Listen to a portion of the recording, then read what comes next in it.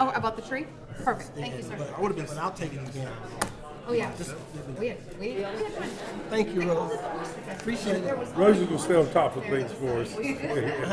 Rose stays on top of things for us. Yeah. Yeah. I don't worry about it till she comes and tells me to do something. Yeah. Appreciate it. Right.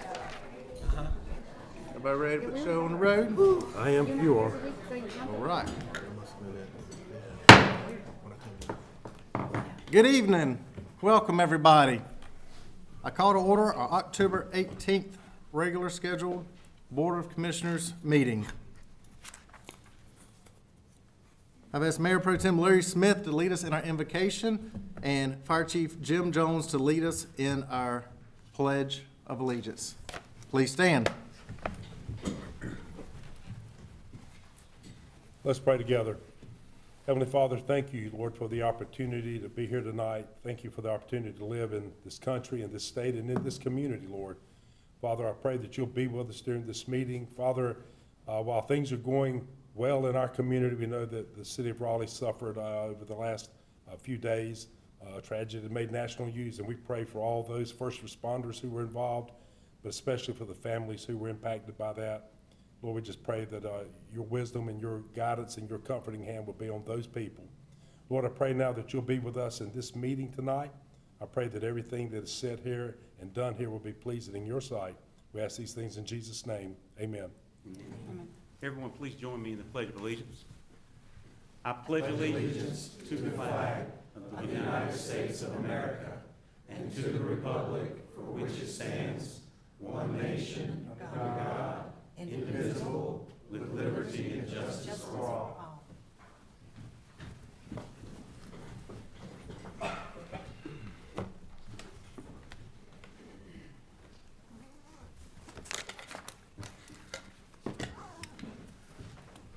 At this time, I ask that Assistant Town Manager Matthews review the meeting protocol for public participation as it relates to this meeting.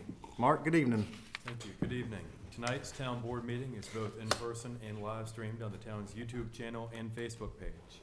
Tonight's meeting contains a public comment period and one scheduled public hearing. The public is invited to comment in person. When it is the appropriate time, Mayor Massengill will call on those wishing to address the town board. All attendees that have appeared in person to address the town board during the public comment period should provide your name and address on the registration sheet by the podium prior to the public comment period beginning. We ask all those wishing to address the town board, either during the public comment period or during a public hearing, to begin their comments by clearly stating their name and address for the public record.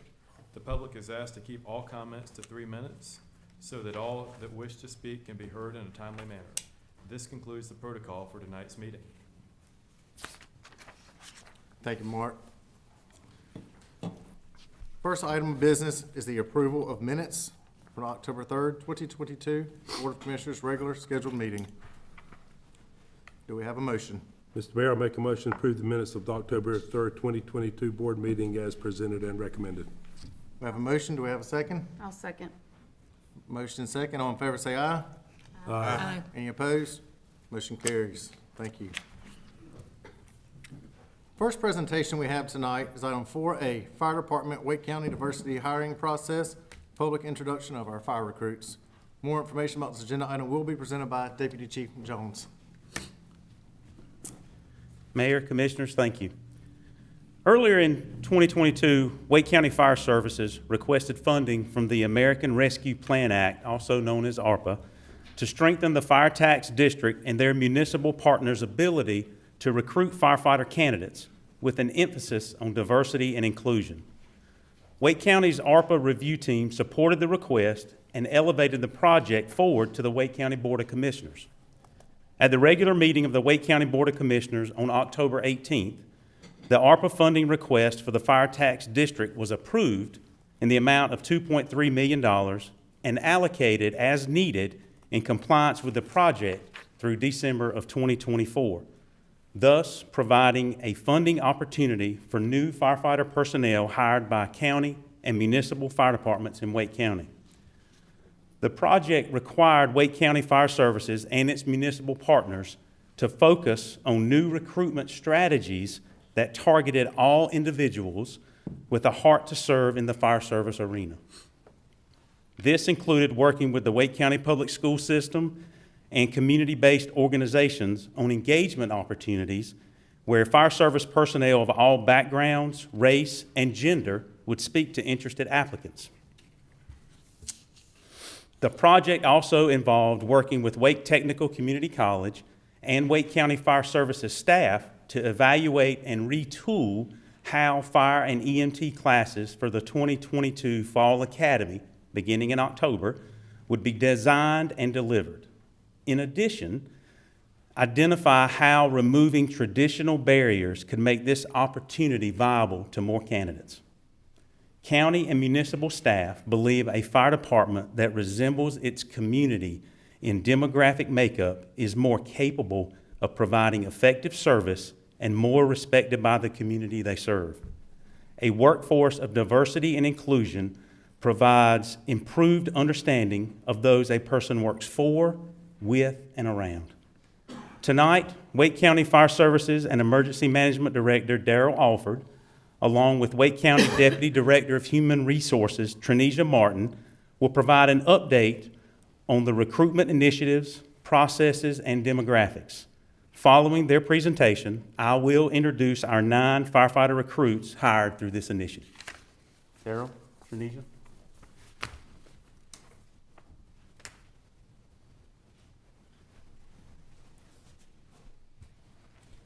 Thank you, Chief Jones, and thank you, Council, Mayor Massengill. Again, I'm Darrell Alford, Director of Fire and Emergency Management for Wake County, Deputy Director of Human Resources, Trenesia Martin. We are very excited to be here tonight to give you kind of a review and then an update on exactly where we're at. So topics of discussion, review of a September 2021 presentation at the Fire Commission. We'll talk about the team, planning, recruitment, and the application process, and then as of today, where we're at and did we make a difference. So at the September 2021 Fire Commission meeting, I kind of pitched the idea to the Fire Commission. I think Mark Matthews was a member of the Fire Commission at the time, but we talked about the turnover rates that we were having among departments, especially the 25% turnover rate in Wake County for just the firemen. Not the captains and lieutenants, but just in the firefighter. We were losing around 25%, or 1 out of every 5 in 4 years would leave. We also talked about diversity. When you looked at Wake County's firefighter group, we were somewhat below the national averages. So in looking at both of those together, I saw an opportunity to make a pitch to the Board of Commissioners for some ARPA funds to move us forward and help us in both ways. Trenesia will talk a little bit more about changing culture within our departments. We talked about that this wouldn't be an immediate change, that it would take time, but we wanted to start that process. And we wanted to engage our internal and external stakeholders, have meetings with them, and find out where they thought we were and how best to move forward. And at the end of all this, to remove probably the most significant barrier was we talked about a paid academy. We had never before in Wake County Fire Services had a paid academy. These young men and women were volunteers, and for 38 weeks would drive out to the Sharon Harris Nuclear Plant, to the Fire Training Center, and attend our fire academy for no pay. So that was a huge barrier. I want to talk about the team. We developed the best team you could think of. Wake County Human Resources and Town HR departments, including Fuquay here. Our team within Wake County Fire Services and Emergency Management, especially Joe Vendigny, Bud Davenport, and Diana McBride. Our Wake County Communications team, along with the Town of Fuquay PIO and Communications team, marketed this. We had several meetings on just how to market and how to recruit differently. We had support from boards, town councils. We had support from the county manager's office, as well as our county staff and town managers. Wake County Diversity, Equity, and Inclusion Department, Wake County Community Service and local partners, faith-based community, When we talk about our grassroots effort, you'll hear in Fuquay how we had an event at the Southern Regional Center as well as a church here in the town. Fire departments and fire chiefs, they bought into this and they wanted to be participants from day one. We were very excited about that. And then obviously Wake Tech College, we're not a delivery agency. We use Wake Tech as our educational partner. Okay, thank you. So again, good evening. Thank you again for having us here. So I want to just talk a little bit about some of the nuts and bolts on how we were able to achieve what we did. So initially, we had some meetings with all of the diverse employees out of all of the fire services departments that exist. So we had some meetings with them and I wanted to dive into just some areas that we wanted to focus on of what barriers existed, what challenges they were facing, right, in even applying for these positions, and then what other challenges they were experiencing staying in these career fields. Because it's one thing to recruit them, but then it's a whole nother issue is how do we retain the talent so that we can eliminate this revolving door. There were definitely a lot of good content that came out of those meetings that resulted in us creating a framework that all of the chiefs could then go back and implement some new strategies, right? And looking at policies and evaluating culture and several things, but again, nothing that really surprised anyone that came out of these meetings. So when we got ready to share these findings, again, leadership, all of the fire services leadership, everyone was all in. Everyone came with a commitment to wanting to diversify their agencies to look more like the communities that they serve. One of their number one goals was, how can we best provide optimal service and care to the community? Having cultural competence is one of those key things. And with a lack of diversity, you will miss out on having that cultural competency to know how to best address needs of the community. So again, they were all in. So from this, we created some new recruitment strategies, right? That I said, what we're gonna do is we're gonna create a formula and we are going to monitor this formula. We may have to make some tweaks along the way, but at the end of this, if we are successful, then we will have created a formula that will work, that can be replicated throughout the United States, that will work for fire services, specifically in improving diversity hires there. We also developed a generalized application process for some of those entities that did not have internal HR services. Next slide. This career in a year is what the coin phrase was that we used in this. This was kind of developed in collaboration with Daryl Alford and Wake Tech. And so I love the phrase career in a year, and I thought, you know what? That's gonna be our strategy. That's gonna be what we use to kind of help ignite this process, right?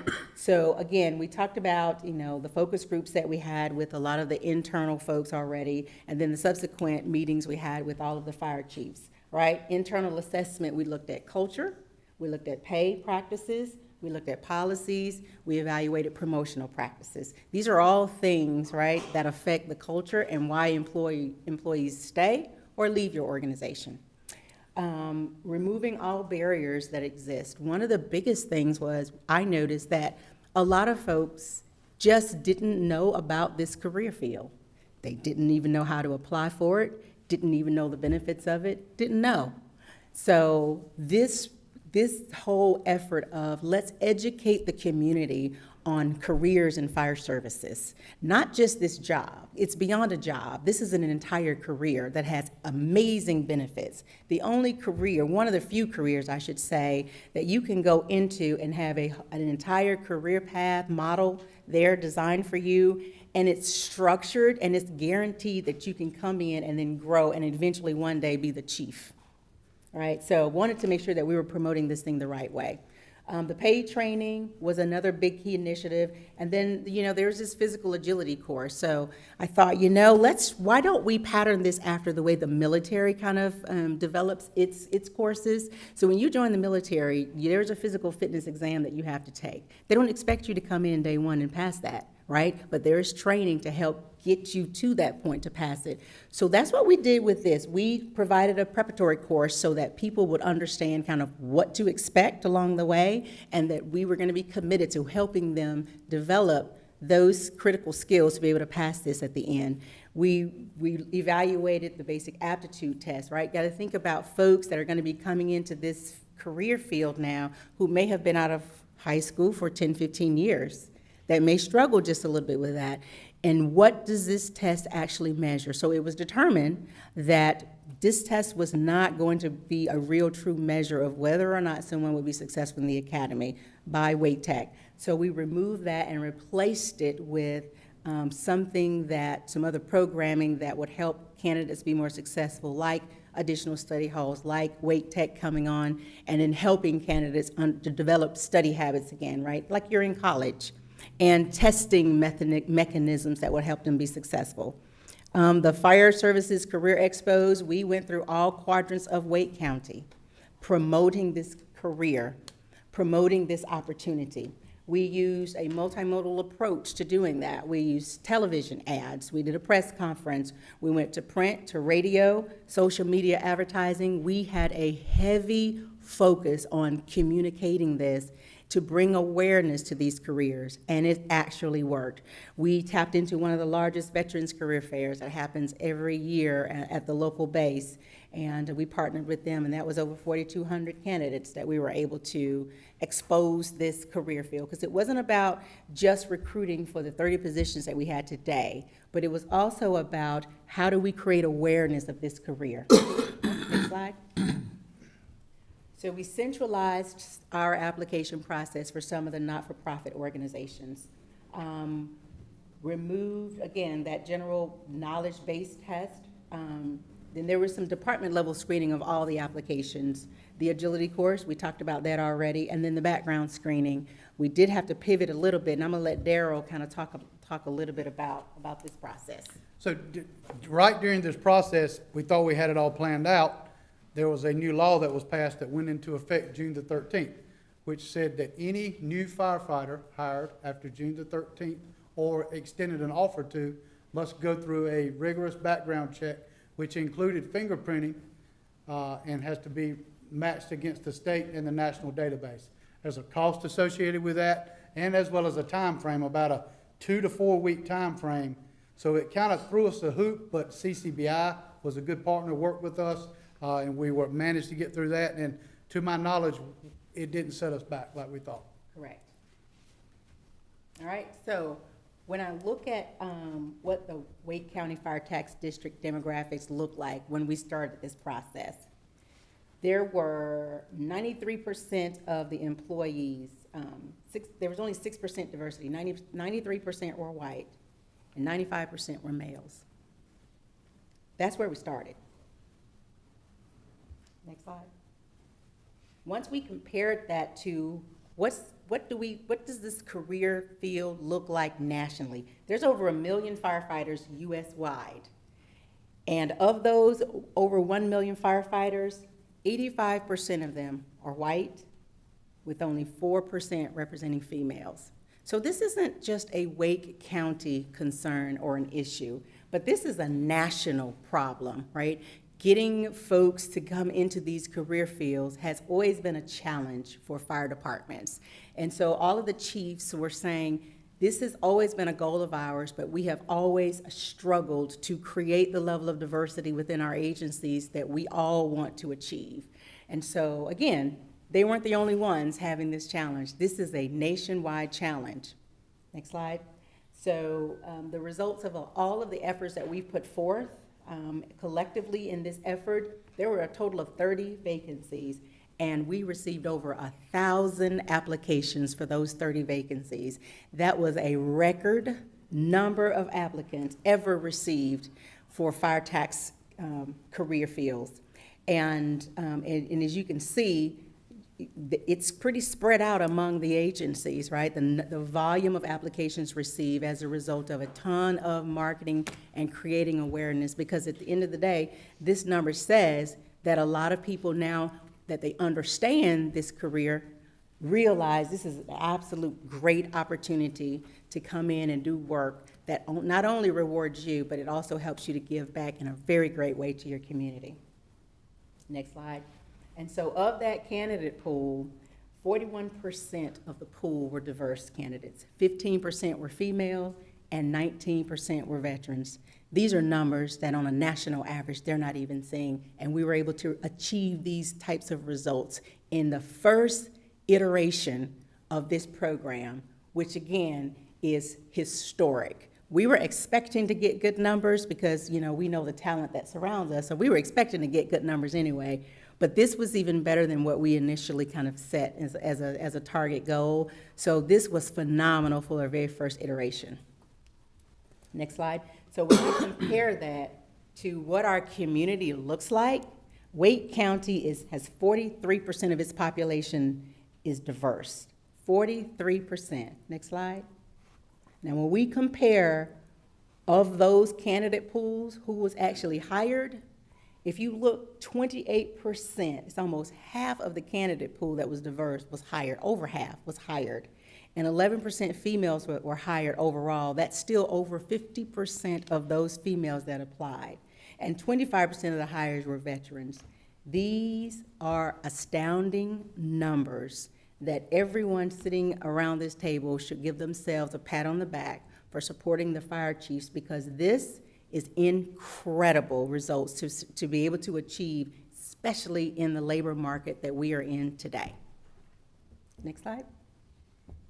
So the Fuquay, let's talk about Fuquay. Fuquay made me really, really proud. If you look at their numbers, 33% of their hires were female. The largest of all of the fire departments, they had the largest number of female recruits that they hired, and they achieved 11% diversity.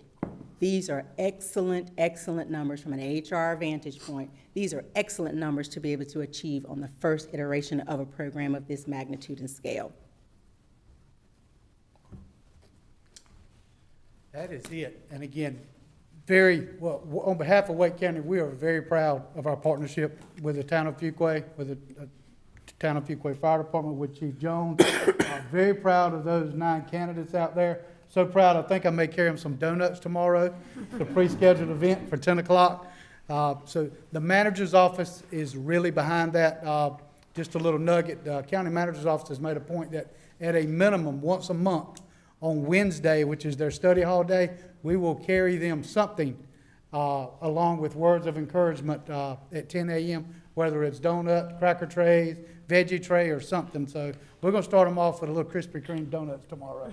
So we'll be glad to take any questions, and again, we appreciate our partnership with the town of Fuquay. And you all are welcome. Any of you that would like to come out and give some words of encouragement on Wednesdays, along with our team, you're more than welcome to come out and join us. You know, it's exciting in a recent fire station groundbreaking where I first got to meet you at, Mr. Alfred. The recruits were there that day for our groundbreaking. I got to introduce them to everybody that was in attendance and recognize them. And so, and you have them here tonight in the board meeting. And so that is incredible. And I said that day that of your over 1,000 applicants, that the 9 that Fuquay-Varina hired were the best out of the entire 1,000, best 9 right there. I know that's true right here in this room. So congratulations. We're excited for y'all here to be here in Fuquay-Varina. You can find that this is a great home, a great place to be at, a great community to work in. Any other commissioner? I just have a couple questions. Thank you for your report. I think it's exciting. Just a couple of things on the national data that you talked about. Did you consider, were volunteer departments included? I know nationally you have a mixture of volunteer fire departments throughout the country, and were they considered as far as the data was concerned? It was, and it was on the slide. It's on the bottom of that slide if you can get back to it. So it shows that it breaks it down to career and volunteers. I don't remember that right off the top of my head. 33%. It was a third volunteer and 2/3. Okay, I must have missed that. And my last question is, you mentioned diversity and the target. Was there a target goal as far as diversity was concerned? I know you mentioned about 28%, and Fuquay-Varina here is at 11%. Is there an ideal target So overall, Yes. so overall, for this entire project, Yes, it was established that, you know, if we could achieve 10%. 10%. At this very first iteration, when you're doing an event like this, an effort this large, and you're trying to change the trajectory of a career field that has historically been one way, it's a massive effort and it's a massive undertaking. But we far exceeded that goal. Okay. Overall, far exceeded that goal. And individually, when I look at all of the individual agencies, I mean, they did well. I have no complaints about any of the success that all of the agencies have been able to achieve. This was, like, again, looking at this from an HR perspective, understanding, you know, I have this level of understanding of what the labor market looks like, what the candidates, how the candidates are responding to employers right now, and the ebbs and flows that's happening. This is just incredible. well, that's good news. Thank you. Thank you, Mr. Mayor. Those Thank you, Commissioner Harris. questions. Thank you. Thank y'all for taking the time to come here tonight. We're excited for these 9 new recruits. Deputy Chief Jones, when will be their last day of training, or when do you plans for them to be able to start? So they'll finish the academy toward the middle or end of June, and then we'll bring them on to the station. Great. Get them on. Hopefully, we can time that with the opening of Station 4 pretty close anyway. You need to get on them people. Trying to tell them to hurry up behind schedule doesn't work. We got 9 recruits that need a house. Look, if you guys don't mind, I would really like to introduce all 9 of these to you. Please. They are a special group, and like you said, they are the 9 best in the academy. So I wanted to make sure you had a chance to meet them. So I'm going to call them up one at a time, and I'm going to tell you just a little bit about them because I want you to know who they are. Our first one is Michaela Burns. Michaela lives in Chatham County, where she is a new volunteer with the Goldston Fire Department. She has a strong family support system at home, enjoys riding dirt bikes on the weekend, and is beyond excited about her new career. Our next one is David Giorgetti. David is a self-proclaimed Yankee, originally from New York. He has lived in the area most of his life, graduating from Fuquay-Varina High School, and currently lives in Willow Spring. He is a sports fanatic and extremely excited about becoming a firefighter. Our next one is Andrew Grobe. Andrew is also originally from upstate New York, just 20 minutes from Canada. Andrew lives in Fuquay-Varina and is a graduate of Holly Springs High School. His excitement for being a firefighter is almost uncontrollable. Jennifer Hayes. Jennifer is a native North Carolinian and currently lives in Fayetteville. She is a Navy veteran, loves to travel, and is excited about the new challenge and getting to know her new family. Tasia Maddox. Tasia has never met a stranger. She is a graduate of Jack Brett High School in Fayetteville and still resides there. She grew up in a military family, and her uncle is a battalion chief with the Indianapolis Fire Department. Dylan Noakes. Dylan is a recent graduate of Green Level High School in Cary and currently lives in Apex. He loves staying in shape, is a sports fanatic, and cannot wait to serve this community. Andrew Spain. Andrew is a highly competitive sports enthusiast that loves to hunt all types of animals. He currently lives in Garner and is a self-proclaimed jokester that truly cherishes this new opportunity. Joe Thiem. Joe is also originally from New York, Rochester, New York, and currently lives in North Raleigh. He holds a degree in political science history from State University of New York, knows how to work hard, and loves new challenges. And last but not least, Landon Thompson. Landon currently lives in Raleigh and knew at a young age he wanted to be in public service and knows being a firefighter in Fuquay-Varina will give him that opportunity. He is a quick learner, knows the value of loyalty, and cannot wait to ride a fire truck. We look forward to their successful completion of the Recruit Academy, and we can't wait to get them on a truck. So welcome, the new 9 is what we're calling them. Welcome.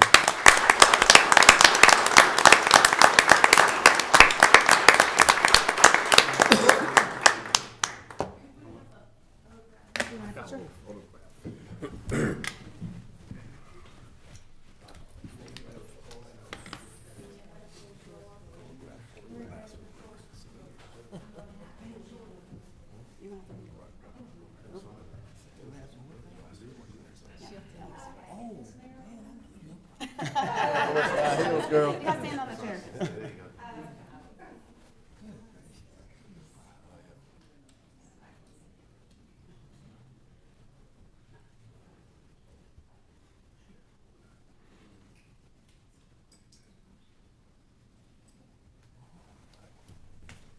Mayor, Congratulations. thank you. Thank you, Deputy Chief. Congratulations, men and women. We're glad to have you here in Fuquay-Varina. As mentioned several times, we have the 9 best, and that says a lot out of over 1,000 applicants right there, so it shows a very competitive process. Deputy Manager Matthews, you have a comment? Yes, I'd like to make a couple comments. One, I wanted to thank again Wake County Fire Services for bringing this initiative forward. There are certainly many worthy causes that the County Board of Commissioners could and did apply ARPA funds to. This is one that's making a difference throughout the county. And I want to commend all of the fire chiefs, but especially our fire chief, Tony Malden, who is a steadfast champion of this initiative.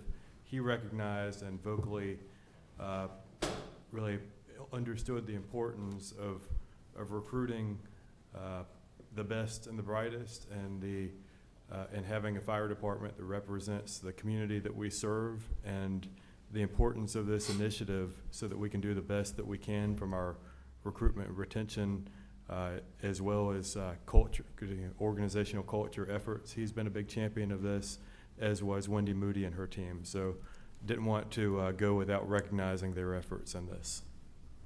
Thank you. Thank you.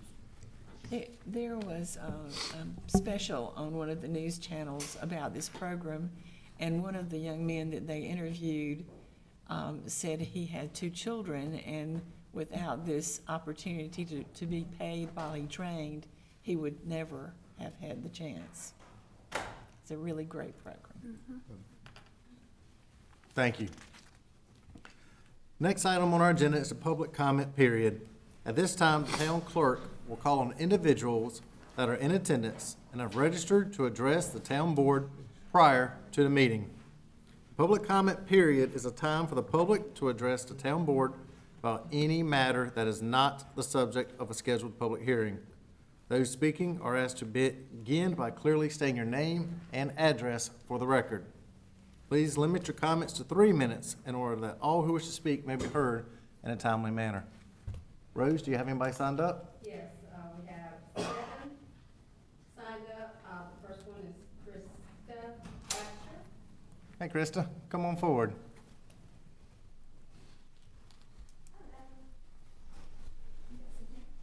Yep, right there. State your name and address for the record. All right. Name is Krista Absher. My business address is 201 South Main Street in Fuquay. I'm actually a resident outside of Wake County, but my business is here locally. So I own Absher Realty Group here in downtown Fuquay, and as a current business owner, as well as someone who's getting ready to open a brand new business in Fuquay in the downtown district, I fully support the creation of a social district. I've spoken with numerous citizens and other downtown business owners and have not come across one person yet personally that has not supported this fully. We know that Fuquay-Varina is growing, and we will have changes in the processes that go along with its growth.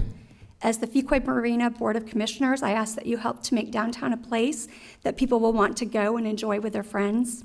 A vote for the social district will allow residents and guests the ability to support multiple downtown businesses as they stroll through our downtown in and out of shops, which in turn will help the financial bottom line of all of those businesses. Another important item to consider is that a thriving downtown is an important item to lure big businesses to our town. And when we make Fuquay-Varina their home for their businesses. A vote for the social district is far impacting for our town's financial bottom line as well. Thank you. Thank you, Krista. Rose, who do you have next? I think it's Robin Morrison. Hey, Robin, come on forward.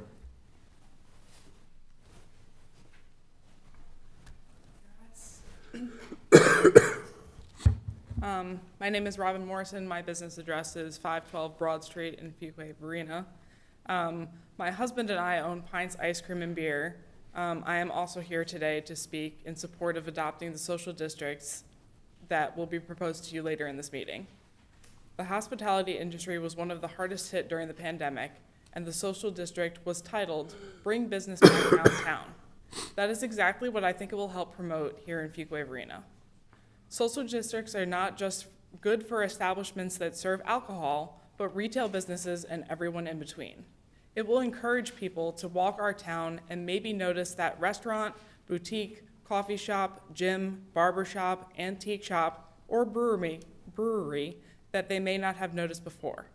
It attracts tourists and encourages locals to get out and spend money with local shops. I have spoken to a couple of my neighbors who are retailers in Varina, some retailers on Main Street, and friends who live in downtown, and they welcomed the idea of social districts. We have been in business for 4 years, and I cannot tell you how many people have come into my shop and said, "How long have you been here? I had no idea this place was here." And I personally think we have pretty adequate signage on our storefront. People park their cars closest to where they are going and tunnel vision straight to the door. People attract people, and when someone drives by and sees a lot of people walking around town, they are going to wonder what they are missing out on and will stop and see for themselves. I understand that there are concerns about traffic safety, underage drinking, rowdy behavior, and the possibility of added crime. And while these concerns are valid and we take them very seriously, the current data on social districts does not support it. Alcohol establishments will still be required to make sure they are not over-serving or serving underage. Since the passing of Social Districts Bill, 21 plus towns around North Carolina, big and small, have created social districts. And to my knowledge, none of them have reported an increase in crime, nor have any of these towns reversed their decisions. I have confidence in our town, small business owners, police chief, and police force that we can all work together to make social districts work in Fuquay. Thank you, Robin. Rose, who do you have next? I think the last, Kelly Oren. Kelly, good evening. Welcome. Hi. So my name is Kelly Queering. 1509 Western Court is my home address, and then 101 South Main Street is our business address.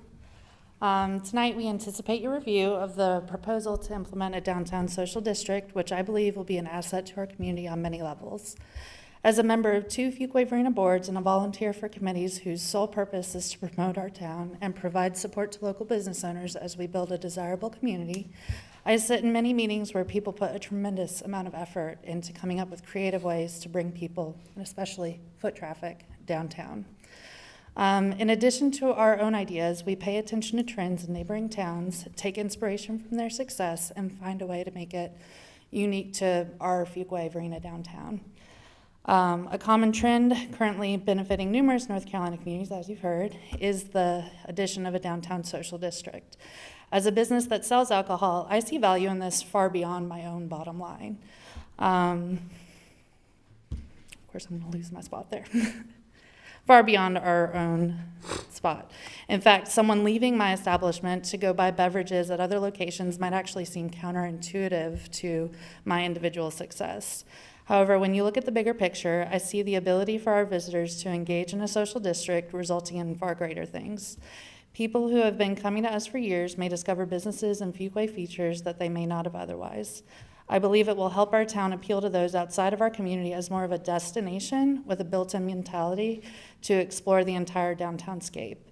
It will be a draw to those that are active and enjoy supporting small businesses, which are the exact patrons we'd like to encourage. And when our downtown thrives as a whole, our businesses benefit, but our own personal quality of life does as well, as we have another opportunity to socialize with people that we know, and hopefully new people that we don't here on our own home turf. Even with its benefits, the social district is not something to take lightly. As with any alcohol sales, the responsibility you take on comes with high stakes and requires personal accountability and education to ensure that we stay above board in all of our operations. I believe that overall, our town's vendors have an innate desire to protect our citizens and exercise the controls that were thoughtfully and painstakingly put into this measure. These controls are all safeguards that are actually just added on to mandates that we should already be upholding to maintain our individual ABC permits. If someone's not going to adhere to these protocols, they're likely already not doing what they should, and they shouldn't be the reason that others who can hold themselves accountable do not get to enjoy this amenity in our town. Through COVID, we found that businesses and citizens are very capable of adapting to new and exciting regulations, like purchasing alcoholic beverages to go in a responsible and extremely beneficial way for those businesses that were missing that key revenue stream during the shutdown. I think that in implementing a social district, those with proven experience and valuable insight into some of our weaker links, like pedestrian safety or other considerations, can be involved in our downtown generational planning to help us develop situations. 3-minute mark. Thank you so much. I just believe this is an initiative that will cultivate an elevated experience for all of us here. Thank you. Thank you very much. Rose, who do you have next? Ken O'Berry. Ken, come on up. Hello, my name is Ken O'Berry. I'm the owner of Vicious Fishes Brewery at the Tap and Kitchen, 132 South Fuquay Avenue. I won't repeat what my colleagues here have said. I also am in favor of a social district. Personally, I don't really know whether or not it'll be much of a material benefit to my business, insofar as we're already quite busy. I know that it will come with additional costs, both in terms of plastic cups and cost of compliance, communications overhead with my team. But that notwithstanding, I think that it'll provide potentially very real benefits to the retailers and the other storefronts that surround my own business. And those are the people that I'm really most interested in seeing this district established for. I was remembering as I was sitting over here, not having prepared comments and not sure what to say. I recalled back to 2019. For those of you who were here, we, at Vicious Fishes, we championed an event called Play the Quay, the golf tournament, mini golf tournament that went around the two downtowns. And the goal for us was, number one, become known, because no one really knew we were here. But also we'd made so many good friends with other small business owners here in the downtown. And we thought it would be a great way to cross-promote each other. And in fact, I think that was the biggest and best outcome that came from that event. I recall talking with some of our friends over here who repeatedly heard the same thing. I didn't even know you were here. Some of them had the best business days they'd seen in some time, just because people who were out and about on the street, walking, across these lovely downtowns and getting to experience downtown Varina and downtown Fuquay in ways that they hadn't previously. I really fully believe that a social district is a really good opportunity for us to encourage that kind of activity in our downtowns. And I am somewhat selfish as well, in that my wife is preparing to open a boutique in the Q building, hopefully later this fall. And I would love to see lots of cross-traffic between the various venues. One last thing that I have noticed is that some communities are very destination-oriented, where people drive, as Kelly said, to the front door, they go inside, they transact their business, or they have a meal, and then they get back in their car and they leave. And I think that's a missed opportunity for us. I think that we're competing, not against each other. We're actually all very collaborative and get together and work out ways to support each other very often. But we are competing against other businesses in other towns, and I would love to see us have more opportunities to cross-promote each other and bring people to Fuquay-Varina that otherwise might choose to go elsewhere. Thank you very much for coming. Rose, who do you have next? Justin Crawford. Justin, welcome. Come on up. Hi, everyone. Thank you for having me today. My name is Justin Crawford. I live at 5516 Stickleback Drive in Fuquay-Varina, and I have a business located in the warehouse behind this building at 131 North Fuquay. I appreciate the opportunity to speak with you today. I am here in support of the social districts. This is my first time speaking at anything like this, so I'm a bit nervous. I did prepare some. Great. I prepared some notes here, but I've lived in Fuquay since 2005, and I love living here. I'm an avid supporter of all things local. I'm actively involved in the Fuquay-Varina Small Business Networking Group, among other things. I started my business in March of 2020. I left behind a comfortable salary to pursue my dream of being an entrepreneur. And then COVID happened. That was a scary time for many reasons. What really scared me and worried me and left me ultimately bewildered was the impact that this had on so many businesses. I hated seeing businesses close, owners that I personally know seeing their businesses basically brought to the brink of closure. My wife and I at the time, my wife and I, she's still my wife. At the time, we vowed that we were going to do everything we could to support as many local businesses as possible. We were dieting at the time. We were doing keto, doing pretty well at it, and basically decided we were going to stop doing keto. And one of the things we were going to do to support local businesses was basically, several times a week at least, we would order takeout. Variety of restaurants, try to support as many businesses as we possibly could. That's how I earned this figure.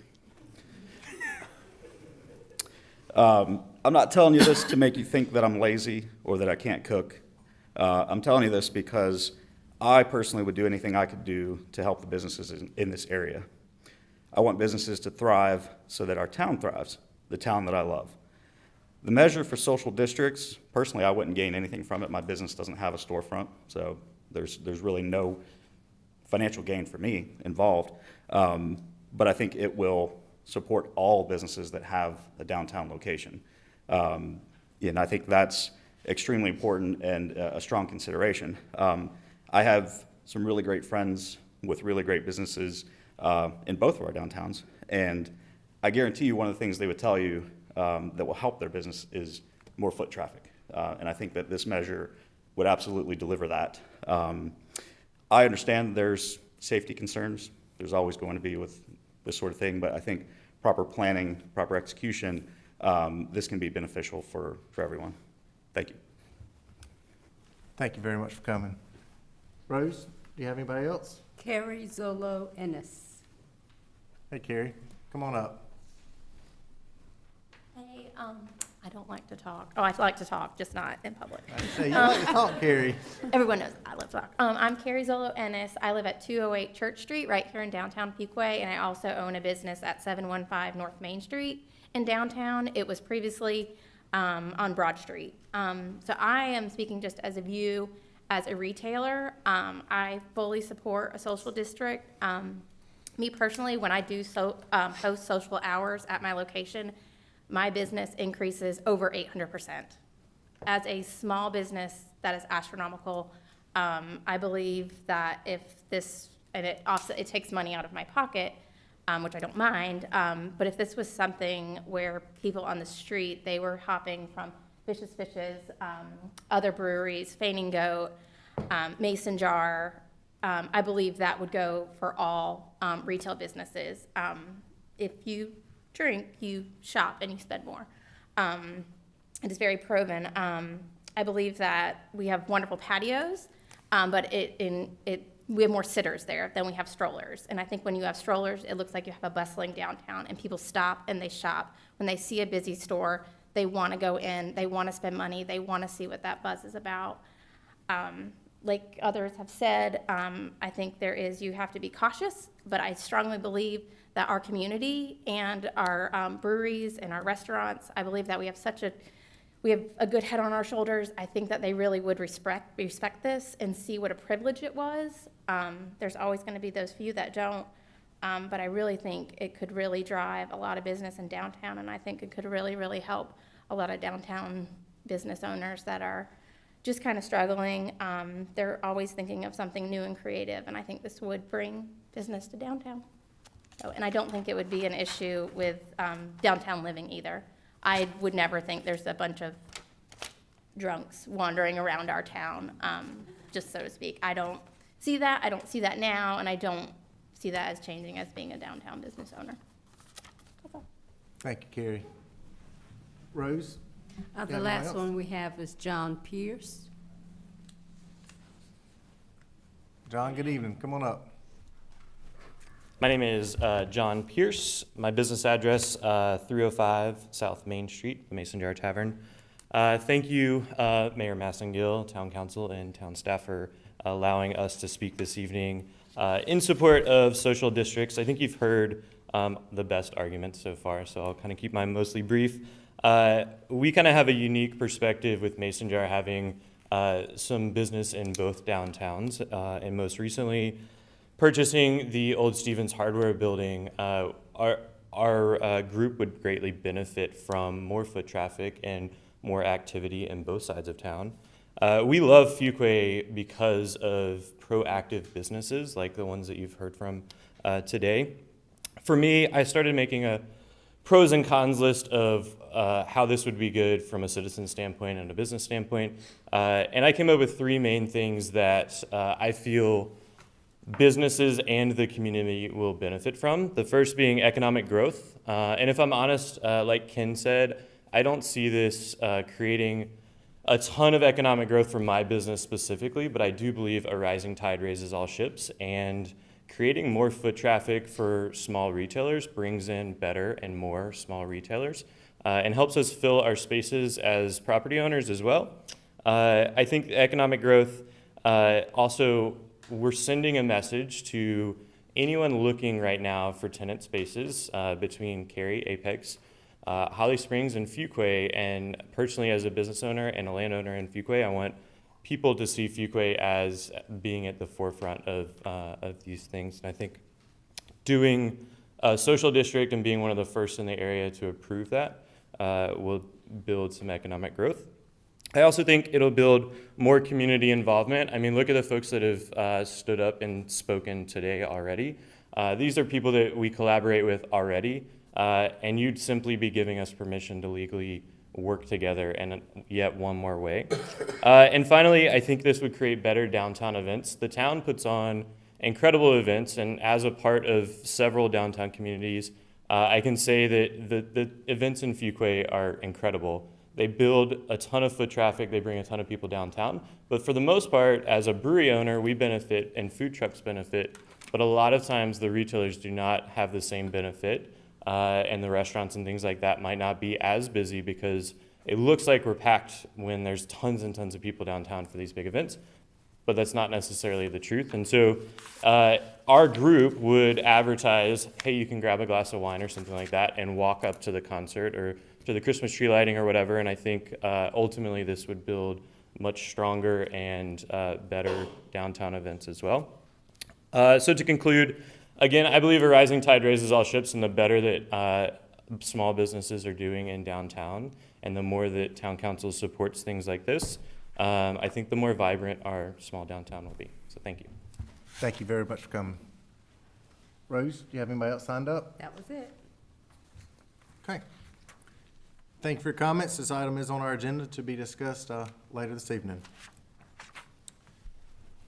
We have no items tabled from previous meetings. First public hearing of the night. Public hearings are a time for the petitioner to present his or her request and for the public to give input and voice their favor or opposition to the request. If you wish to speak and are physically in attendance, please step forward to the podium one at a time. Provide your name and address on the registration log at the podium and clearly state your name and address for the public record. We ask all those addressing the town board to please limit your comments to 3 minutes in order that all who wish to speak may be heard in a timely manner. Our first public hearing is item 7A, extension of 2015 general obligation bonds. More information about this agenda item will, be presented by Finance Director Crabtree. Joanne, good evening. Hello. The purpose of this agenda item is to hold a public hearing and consider approval of extension of time of the town's authority to issue general obligation bonds originally approved by the voters during the 2015 municipal election. At a referendum held in November 3rd, 2015, the voters of the town of Fuquay-Varina authorized the issuance of town general obligation bonds for a variety of purposes in the maximum aggregate amount of $26 million. The town has not yet issued $2 million in wastewater GO bonds, $3 million in water GO bonds, and $3.65 million in transportation GO bonds, totaling $8.65 million. The recommended action is to extend the town's authority to issue these bonds until November of 2025. GO bond authorizations expire 7 years after their approval, but may be extended to 10 years with the local government commission and governing body approval. No further extensions are available under the law. The local government commission has approved the extension, but the action by the town after this public hearing is necessary to complete the process. This action does not bind the town board to issue any or all of these bonds or to finance any particular projects, but does provide the town the flexibility to utilize GO bonds as a financing tool for eligible projects. This action is commonplace practice by local governments in North Carolina, as GO bonds generally provide the opportunity to finance projects at the lowest available interest rate. For these reasons, management and staff recommend approval.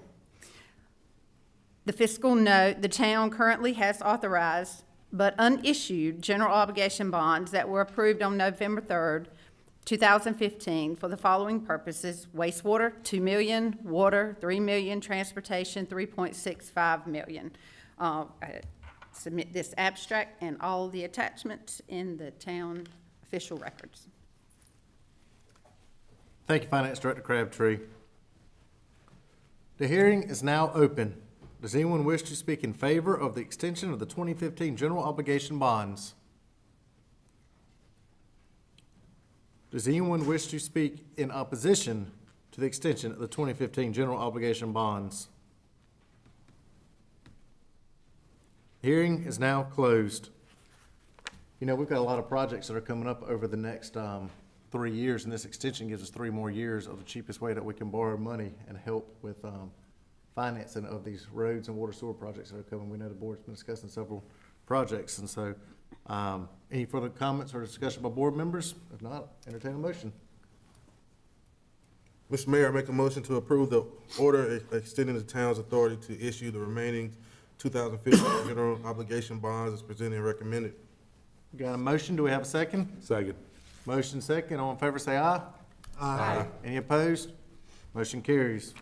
All right, Joanne, let's get Matt to get his roads under construction, his water sewer lines in. Get to work, you got your money now. Thank y'all.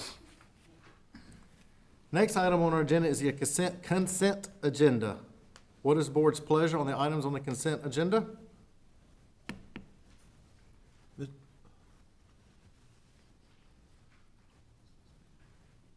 Question, Commissioner Harris? I thought I did. Hold on a second, Mr. Mayor. Yes, sir.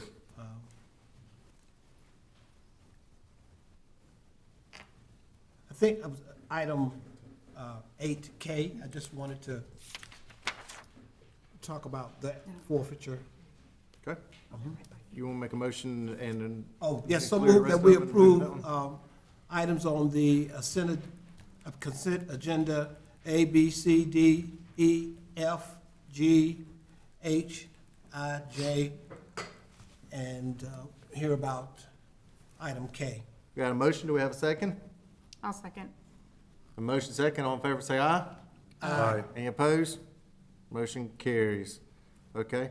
Item, About the federal forfeiture funds, Chief Medina, are those funds coming from various activities of law enforcement within the county, or are these federal funds coming from a different? So those are federal funds that came in, and we wanted to utilize those funds to offset and not have to pay for items using town funds. So we would be getting equipment that would cost the town.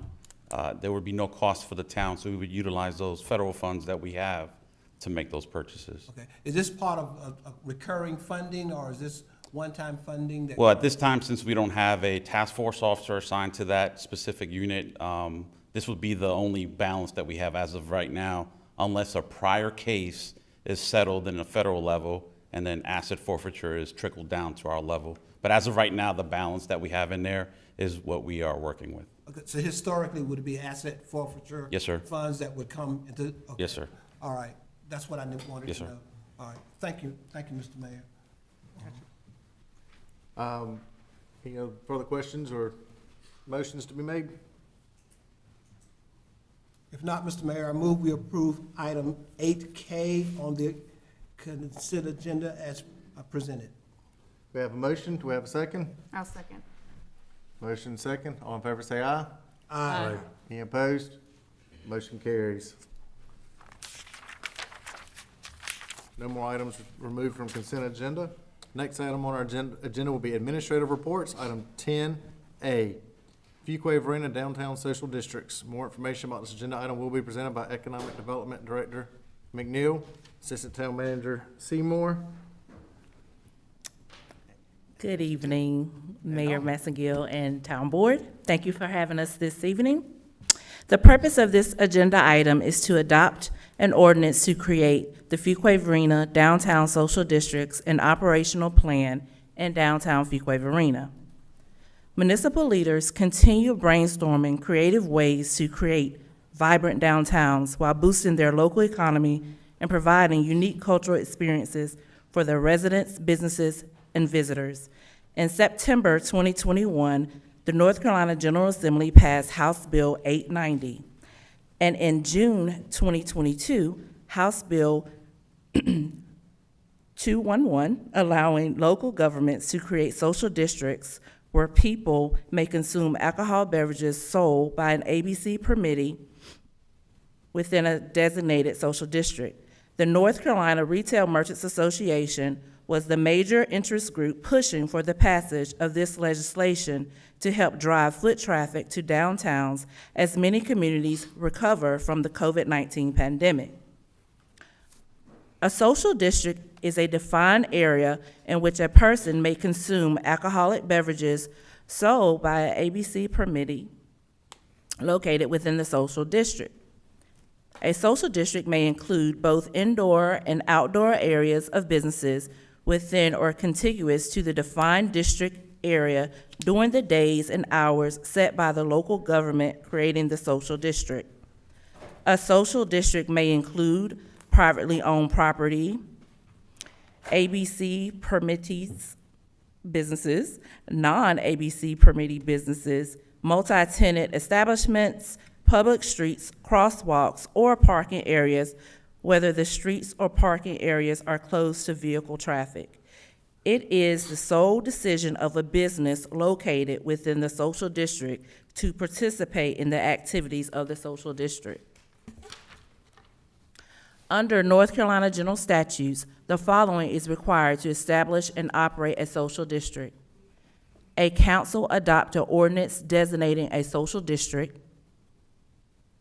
Establish days and operations, establish days and hours of operation, a boundaries map, and a written description of the designated social district.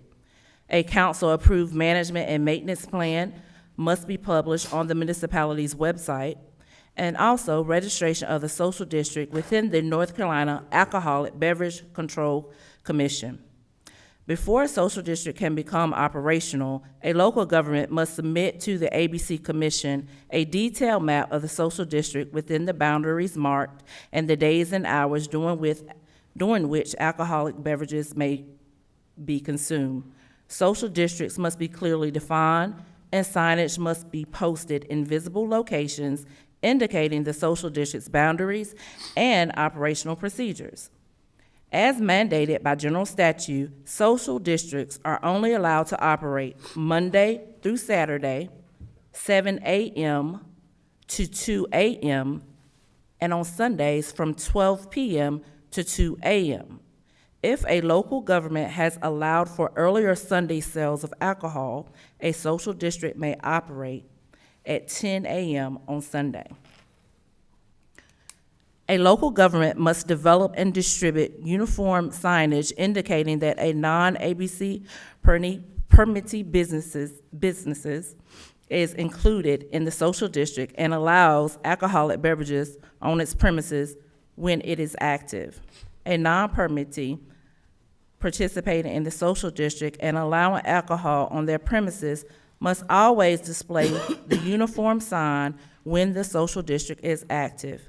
A customer cannot bring an alcoholic beverage into a non-permittee business that does not allow the uniform social district, that does not display the uniform social district sign.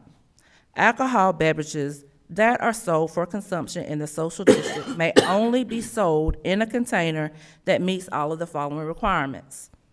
Those requirements are: the container must identify the ABC permittee from which the alcoholic beverage was purchased. The container must display a social district logo. The container must not be made of glass. The container must also, the label has to be in no less than 12-point font, and the statement, "Drink responsibly, B21" must be displayed on that label. And the container cannot be more than 16 fluid ounces. The sale and delivery of alcohol in a social district are subject to the same limitations as the sales and deliveries of alcohol in North Carolina, where no more than 2 malt beverages or wine drinks at one time to a single patron, or no more than 1 mixed beverage or spirituous liquor drink can be sold at one time to a patron. Excuse me. Town staff has researched social districts throughout the state of North Carolina. Municipalities that have adopted the program include, but are not limited to, Greensboro, Hickory, Kannapolis, Monroe, Newton, Salisbury, Silva, Charlotte, Durham, Wilson, and Raleigh. Those that are currently reviewing the program for adoption include High Point, New Bern, Waynesville, Wilmington, and Winston-Salem. While conducting its research, town staff participated in discussions with peer communities, including law enforcement agencies, private and nonprofit organizations, and residents. These discussions address enforcement, safety, communication, education, economic impact, and maintenance and management of creating and operating a social district. Feedback was also gathered from downtown retailers, restaurants, and breweries. As a result, these downtown merchant groups and individuals support creating a social district in downtown Fuquay-Varina. The following criteria are the town staff's recommendations for establishing and operating the downtown Fuquay-Varina social districts. The establishment of the Fuquay-Varina downtown social districts boundaries maps, as you will see in front of you and in the monitors up ahead. The hours of operations will be 10 a.m. to 10 p.m. Eastern Standard Time, 7 days a week. The alcohol must be purchased within the social district and consumed before leaving the social district. Permitted ABC establishments must use a social district branded label with their business name to allow customers to carry drinks into designated areas. People can carry a drink from one permitted establishment into another if the permitted establishment allows it. Individual businesses not participating and not selling alcohol may determine if they will allow branded social district cups with alcohol in their establishment. Appropriate signage on the establishment's door will be required if the consumption of alcohol is allowed in their businesses. The following town departments will be responsible for the management and maintenance of the social district's operations. The town's downtown development department, parks and recreation department, and police department will be responsible for actively managing the town's social districts when in effect. The town of Fuquay-Varina's police department will provide security and enforcement of the social districts. And the town's parks and recreation department will provide sanitation services within the social districts, including trash removal and litter pickup. Trash and recycling receptacles will be located at the boundaries of the social districts to encourage patrons to dispose of their used cups properly. Marketing and promotion of the social districts will be provided by the town of Fuquay-Varina's Communications Department and the Downtown Development Manager in collaboration with the ABC permitted establishments within the social districts. It is anticipated that the Fuquay-Varina social districts will be a valuable tool in increasing the economic activity and vibrancy of downtown Fuquay-Varina. The following are anticipated benefits of the social district ordinance. Those benefits include encouraging economic vitality in the community, enhancing exposure to cultural experiences for residents and visitors, increased foot traffic and revenue for retailers, and also a business attraction for businesses interested in locating in social districts, and also an opportunity to host more special events in the designated social districts. If approved by the town board, once the Fuquay-Varina social districts are established by ordinance, town staff anticipates the social districts to be operational within the next couple of months. Once all necessary steps are completed and permissions are granted from the North Carolina ABC Commission, town staff, once all necessary steps are completed and permissions are granted from the ABC Commission, town staff, via social media, town website, and coordination through the local downtown businesses will notify the public that the social districts are in effect and operational. There will be a cost for the new social district signage indicating the district's boundaries. In addition, there will also be a cost associated with printing the social district window decals and administrative applications to the North Carolina Alcoholic Beverage Control Commission. It's the staff's recommendation that the board makes the motions to establish the Fuquay-Varina Social Districts Ordinance designating social district boundaries as indicated, establish social district hours of operation, and establish the social district management and maintenance plans as recommended.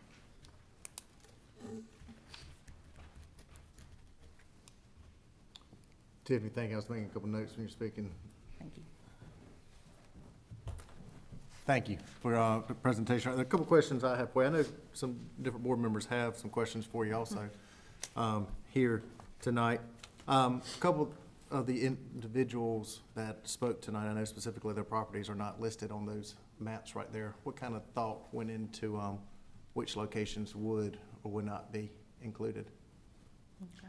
I'll ask you to speak to a little more about that as well. We looked at the areas where there were restaurants and breweries around closest to those retail locations. I did it. Somebody wasn't walking a long distance with a drink at that point. Yes. Chief, can you tell me a little bit about what the, there's several times mentioned here about ABC Board has to grant permission. What does that process consist of? So, appreciate the question. So one of the things that we would do is once we get the approval or whatever step we take from this evening, we would make contact with the local ABC board and just let them know that we are implementing this social district. And majority of the paperwork that we have had with them, with individual businesses already on file, and just based on the due diligence, more or less, it wouldn't be an issue for them to grant that. Is it possible that any businesses that you may have had more trouble with in the past and other ones would be excluded in that time period? Would ABC Board tell you, hey, this district is this size right here, this business we've had problems, not pointing at one of y'all, this business right here we've had problems with, and everybody's good in this district except for business A? So since I've been here in the last 6 months, I have been in contact directly and indirectly with the ABC Commission to get a feel of what businesses were or would be considered. Like you just mentioned, we would need to look at them. And based on the information that I got, there were no actual businesses that were considered on the threshold of being, hey, we may need to look at this one here. Revoking their license or right, something so like that. they would have already revoked the license if that was the case, because they would actually come in and make contact and do their ABC or ALE enforcement. And if a business is a problematic or overselling and not following town guidelines, as mentioned earlier, that police department be in charge of enforcing those rules, then do you report to the ABC Board and they take the license, or do you take their license away, or how does that work? So we would work in connection with the county ABC as well as the state ALE to get guidance on how to handle those. the ones that continuously violate, we would get their input and get their assistance to actually enforce an investigation into that particular business. But normally, we would rely on the business owners to make contact with us because we will be in the area and address those issues as they arise. Okay. The hours that has been presented and discussed, how did you come up with the hours of 10 to 10?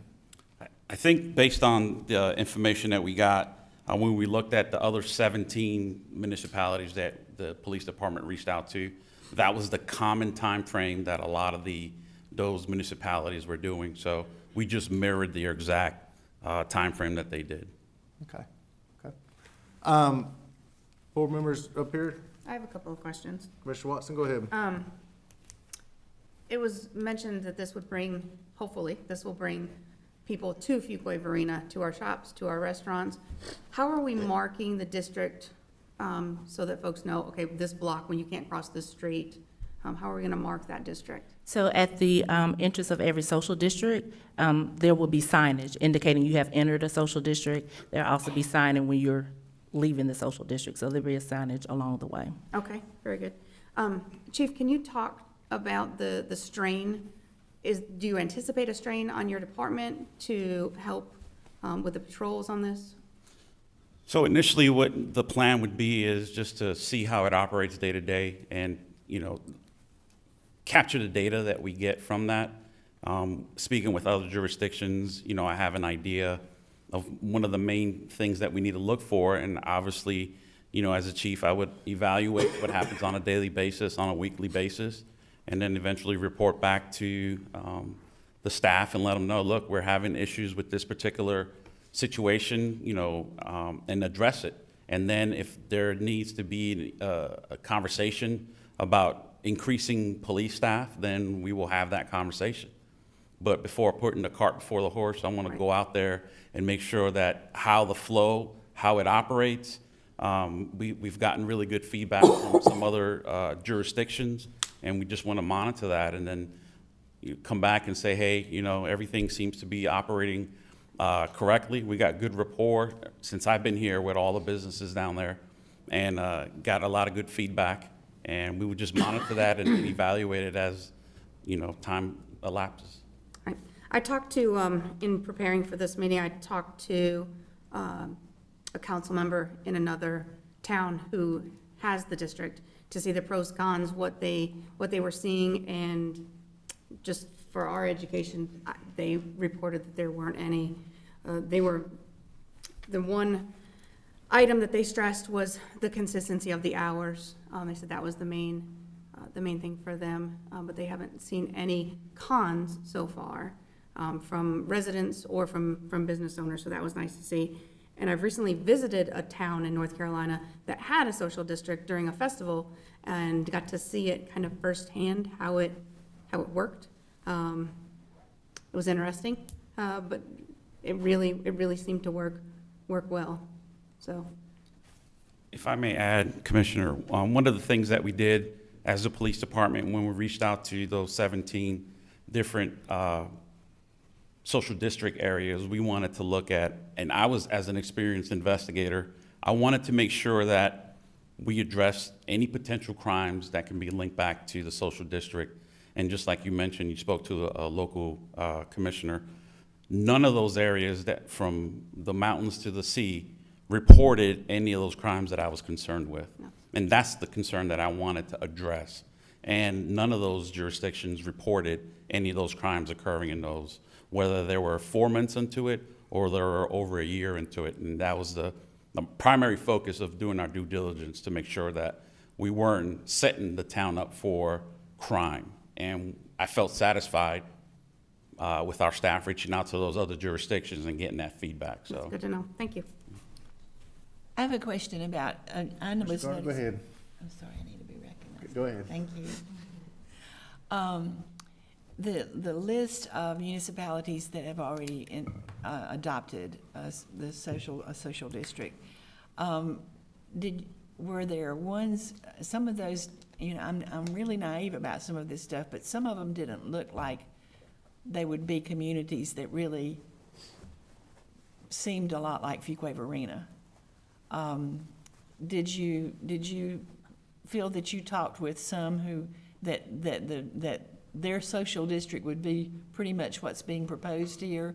And is it in an area that, you know, because the social district for us would pretty much involve most of our 2 downtown districts being, and I'm not talking about social districts, being Fuquay Springs and Varina, and with a lot of, particularly in the Fuquay district, you know, encouraging a lot of community involvement and families and that kind of thing.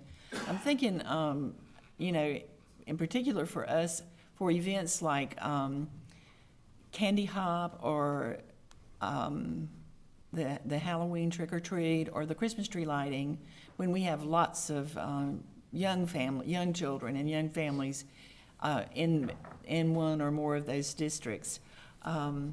Did you talk with any of the communities that seem to have some of the same qualities that we, you know, that are present here in our district, in our municipality? I too have been to a local social district, and I wanted to see how it works. I was curious. I come from one where it's isolated, it's not on a public road.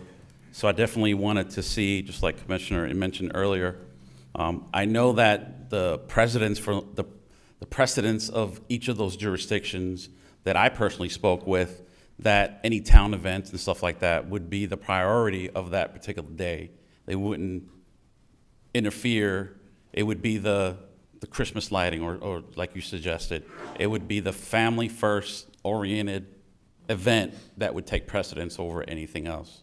So we will obviously communicate that from the police side, and I know the town would also communicate that. But I think the community events, the family-oriented events, those will take precedence over those particular days. I know that Follow Me to Fuquay stays open till 9:30, but we only have those certain times throughout the year, in the beginning and in the end. But, you know, we would have good communication with those and say, hey, look, this is a Christmas tree lighting or something to that effect, that it's family-oriented, and then that's what I feel the town would place precedence over having a social district during that particular day or that event. Does that mean it would be suspended? That's a follow-up to that. Yeah, thank you. Commissioner Garner, I just want to follow up to that. As far as size of communities that are applicable or similar to Fuquay-Varina, we all were on the same call with Hickory, North Carolina, that geographically the size of their districts that they're proposing is very similar to ours as far as the infrastructure, the amount of roads, and the amount of businesses. Also, Salisbury, North Carolina, that has a social district very comparable to the size district-wise, but also population of the overall town, and something unique as far as doing research. So although Greenville, North Carolina is about 100,000 residents, they have 2 districts. They have an uptown and a midtown district. So when we're looking to compare, what we are recommending is that there be 2, one in Varina, one in Fuquay. So figuring out how those operate is some of the research that we've done and then been in communication. Again, Hickory being one of them that comes to mind, where they've had theirs in operation for a while, being very similar to ours as far as operation geographically and the size of their overall district. I think, not to put words in Commissioner Garner's mouth, but I think her question is exactly what mine was too. So does that mean that certain events, I think is what Chief's saying, such as Christmas tree lighting, you'd make notice that this event, the social district, so to speak, is closed and you cannot be social districting that day, or what works in regards to that?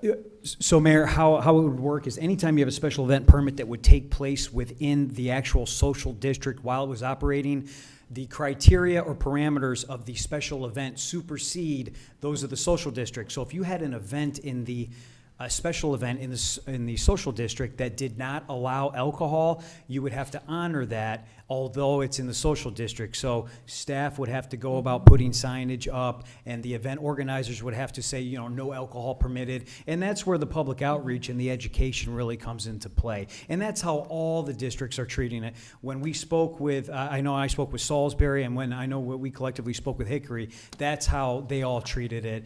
Very similar as far as special event permits, how they operate in their communities and how they're operating such in social districts. So, for instance, not Follow Me to Fuquay, Celebrate Fuquay, that was canceled this year due to a hurricane. That would be an event that would be or not be an alcohol event? Well, that would That's be in up to the decision. event organizer, which in that case, it would be the town, so the town would have to make that decision. So if the town wanted to permit alcohol during the Celebrate Fuquay event, they could allow it. It would be within the operation parameters of the social district. But in the event that there was an event on Depot Street that did not permit alcohol during their event, then when the social district was in operation and that event was taking place on Depot Street and it did not permit alcohol, there would be no alcohol permitted on Depot Street during that time. So just the easiest way to think about it is anytime there's a special event that does not allow alcohol that's within the social district, the rules and regulations of that special event supersede that of the social district. That makes sense. So then, okay, understand. Commissioner Carter, go ahead and apologize for interrupting you. Well, I'm trying to get in my mind all this stuff. So, like, and I guess there'd be lots of things that come up that we can think of lots of things that might come up that we have to address as we work with something like this. But, for example, if, some of these events, like the larger festivals, we've had a tent or something, set aside as where you could drink it. So you wouldn't have any more things like that. Right. I'm guessing if you're, I don't know, I'm just trying to figure out how this would work. No, it's okay. I'm sorry, could you elaborate a little bit more on the question? I guess I'm asking if you would have, never mind, it's not important. That one's not important. Okay, I got another question. Go right ahead. Okay, You're and this is, my naivety and some of this, or ignorance, maybe is a better word. For like 2 a.m. on a Sunday morning, do we have a lot of establishments that are serving alcohol at 2 a.m. that need a social?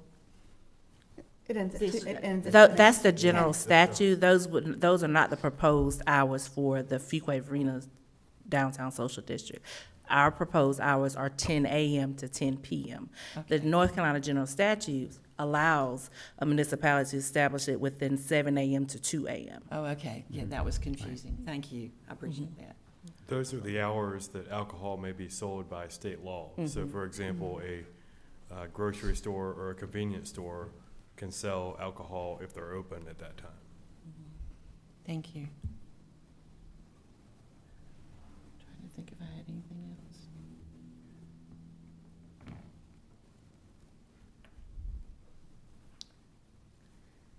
Any further questions by anybody else around what you're thinking? Mr. Mayor, I guess, Commissioner Haynes, go ahead.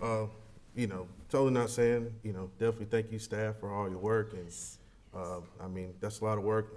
And I think as us as a board, as you can see, some of us still need education on it too. As I've talked to other towns as well, commissioners and town council, this wasn't a one night vote and we rolled with it.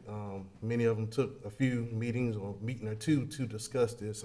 Even one just passed last night, I want to say, or this week. So one of the things is education for us, as well as definitely, I see there's going to be an educational curve for citizens and business owners and different people. I know some of the things that just came to my mind and just talking to different people was,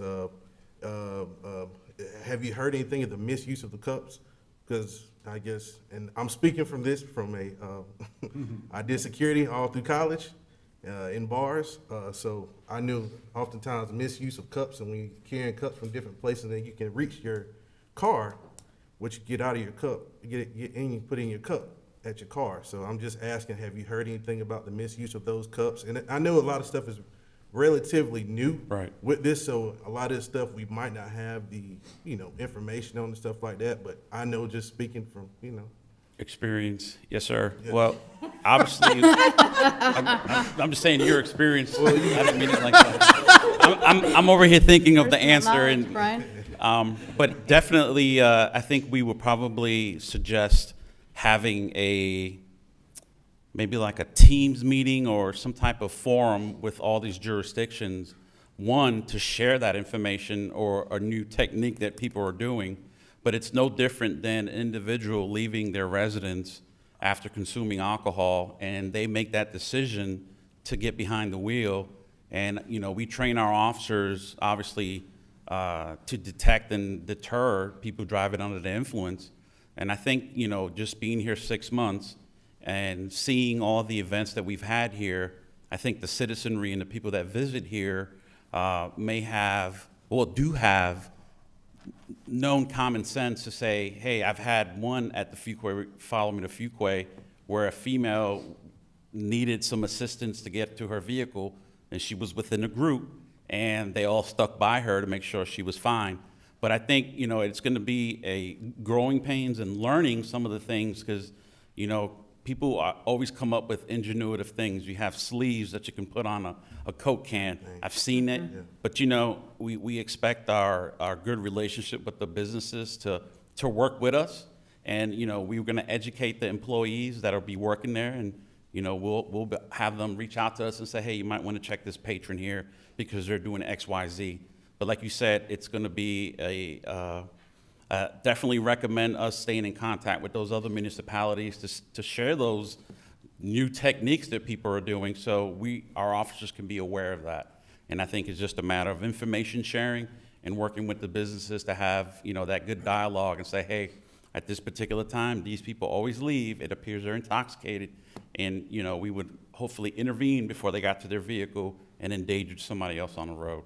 So it'll be a growing process to us to learn that. So, And then I guess, you know, I've been looking at a whole bunch of research. You know, even just simple things is, you know, just one, I need to reach out to some more of the business owners, asking them how they, you know, I understand we're doing foot traffic, but, you know, oftentimes in other places, you know, bringing a beverage from another business into another alcoholic business, you know, is kind of interesting at times as well. So how does that's the other part I'm trying to figure out. So say you got one at one and took it to another because your friends are down there, but then, you know, I'm looking at the economic side of it too, because I'm like, you know, some people nurse a beer and they'll take it to 10 different places, but, you know, they're not purchasing. So I'm just looking at all different assets and, you know, facets of this to make sure, you know.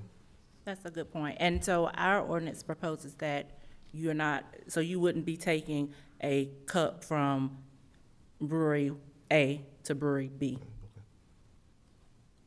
Okay. You would not. You would not be able to, allowed to, unless they allowed it, but right now it's set up that you would, let's say if I was going to Tiffany's Brewery A, I can't go to Medina's Brewery B and bring my cup inside. Unless they have Unless- the green sign that says that it's welcome. in there. Unless it's allowed. Mhm. Gotcha, okay. And they have the opportunity, you know, to opt in. Well, may I ask another? Go ahead, please. Yeah, okay, I hadn't even thought about this until I saw that outline, and there were cars parked within that outline. You know, what keeps people from just taking their cup and getting in their car that's parked in the district? And how do you place that? So we would just have to do proactive policing like we're doing now. We've encountered people drinking alcohol in parking lots and sheets, not to mention gas stations, but it'll just be us being proactively seen. We are working on something now that would allow us to be more visible, and we'll present that at a later time. But it's with our marked patrol vehicles.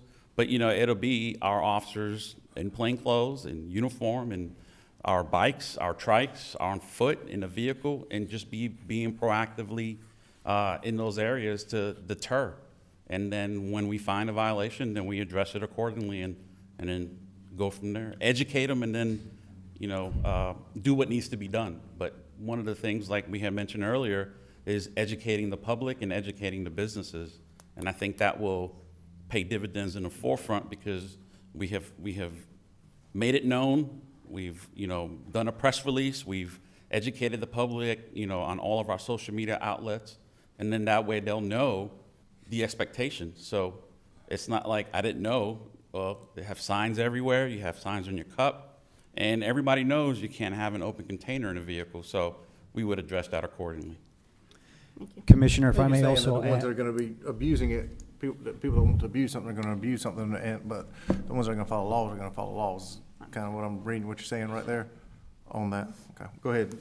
Sorry, Mayor. Yeah, I'd just like to add that when we were doing our research with some of the other communities, as far as, we understand that the police department are the department responsible for enforcement, but what a lot of the businesses had indicated was that this is a team effort, that it is the town and it is the businesses, and so the businesses understand that this is a privilege to be able to have this district. So they also act as the eyes and ears on the ground to make sure that if, business across from one street to another, if there's something going on that probably shouldn't be going on, they are more likely to call police to enforce that, because they realize that if there's a lot of issues that occur in the district, then there's a possibility that the district would not exist. So there's been a lot more collaboration, and even in some communities where it's even brought some of the city staff, or town staff, I should say, closer together as far as, overseeing operations and making sure that a district like this ultimately becomes successful, because it really is a partnership effort. And the fact that, the municipality establishes the district, there's still a lot of public outreach that needs to occur before the district goes into operation. So that's where staff is very critical in collaborating with the businesses to make sure that this turns out to be a successful endeavor. Well, one thing talking about business collaboration, what I'm envisioning at, is you're talking about businesses, you have 2 or 3 different businesses that may choose to come together for an event, and where it makes more sense for them to have an event and partner, and that's going to encourage people to walk across the downtown to 3 different locations, or even if they're adjacent to each other, because maybe it's buying a band together, a daytime event, or a fundraiser event, or whatever it is, but make it a little bit easier for businesses that want to collaborate and partner together at the same time. Mm-hmm. That's very true. Yeah, I'd like to make just, go ahead. if I can, Mr. Mayor, just a small comment here. It sounds to me, listening to our staff talk, that they've gone through a pretty thorough exercise of looking at this. I've done similar, and I don't want my statements to be misconstrued here, that I've got too much angst with this, because as police chief for many years here, for 10 years, and then even as a commissioner, I watched this evolve from alcohol could not leave the business that it was in to we did beer gardens first. And I remember we worked through that exercise much like y'all worked through this. Then we worked through expanded patios. Then we worked through sidewalk cafes. Then we worked through what we're doing now at events, where we allow tents and pretty open consumption of alcohol within an event. But in each of those, we had larger numbers of police officers present for the most part in those events. And then even as a commissioner, we've had to approve some of these things as people ask for them in permits. So I see the benefit for businesses, just like many of our business owners have said here tonight. My issue with this right now is that even though this has come up, I think in some of our previous discussions at the board months back, as we looked at different ways we can imagine our town looking, I wonder how many citizens in general who aren't involved in downtown businesses are even aware that we're discussing this, because until Friday night when I got called by one of the business owners to ask me for my input, I hadn't seen this. Didn't know it was going to be on the agenda. So I like to think that other citizens might not have known that as well. It was the first I'd heard of when I got a call Friday afternoon. Not that that's anything wrong with that. I'm just saying I know that our business community has apparently been interacting and giving you input on what they think would be good for this. And I mean, I really like what I'm hearing about the amount of detail y'all put into trying to figure out how to make this work. But with that being said, I'm wondering, I do have some questions. I do like to delve in, being I'm a former police officer of 40 years, to what vandalism and public urination and vomiting on the sidewalks and things like that could look like, because I've seen it in 40 years of working, to dangerous things, situations with pedestrians moving around a U.S. highway that goes right through the middle of one of our districts. I personally, before I would take a vote tonight, would rather at least continue it for at least another meeting of 2, just to give the opportunity for any citizens who have any interest in making input to reach out. I've had several people reach out to me. I've had one that was not as much in favor of it. I had several business people yesterday and today reach out to me personally on the phone, and some that have explained good reasons for having this. And even one of those said, I'm all for it, but it might be y'all want to tap the brakes and think about it a day or two. And he said, I'm all for it. And he was not even an alcohol vendor. He was just another type of business within the district. So I'm not saying I'm totally against it, but right now, for me to sit here and look at it and say, yeah, I'm gonna vote for this, just my many years as a police officer gives me a little bit of angst. I'm sure with a little bit more discussion between maybe the town staff, with you involved, because I know you've done your research. I mean, I just know who you are, and I know you've done your research. Could probably ease some of those questions that I have.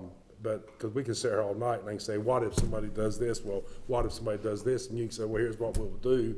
And we'll be here to 3 o'clock in the morning until we cover everything that's running through my mind that could go wrong. Because before I vote aye that I want to have this happen, I want to make sure I've thought through the process in my mind that it's the best decision for the town as a whole, from 1010 all the way down to the Harnett County line. That's what I want to be able to vote and feel comfortable voting on. That's how I feel about it, Mr. Mayor.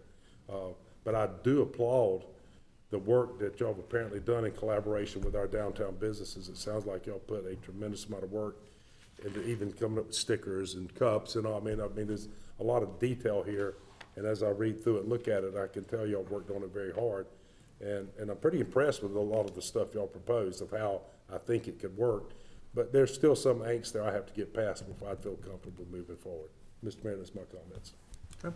Commissioner Harris, I know you're waiting to make a comment. Yeah, Mr. Mayor, I have a couple of comments, and I too struggle with the proposal, and I struggle with the proposal for various reasons. First of all, I'm past chairman of the Fuquay-Varina Citizens Against Drugs, and I'm part of the Fuquay Coalition that looks at underage drinking as an issue.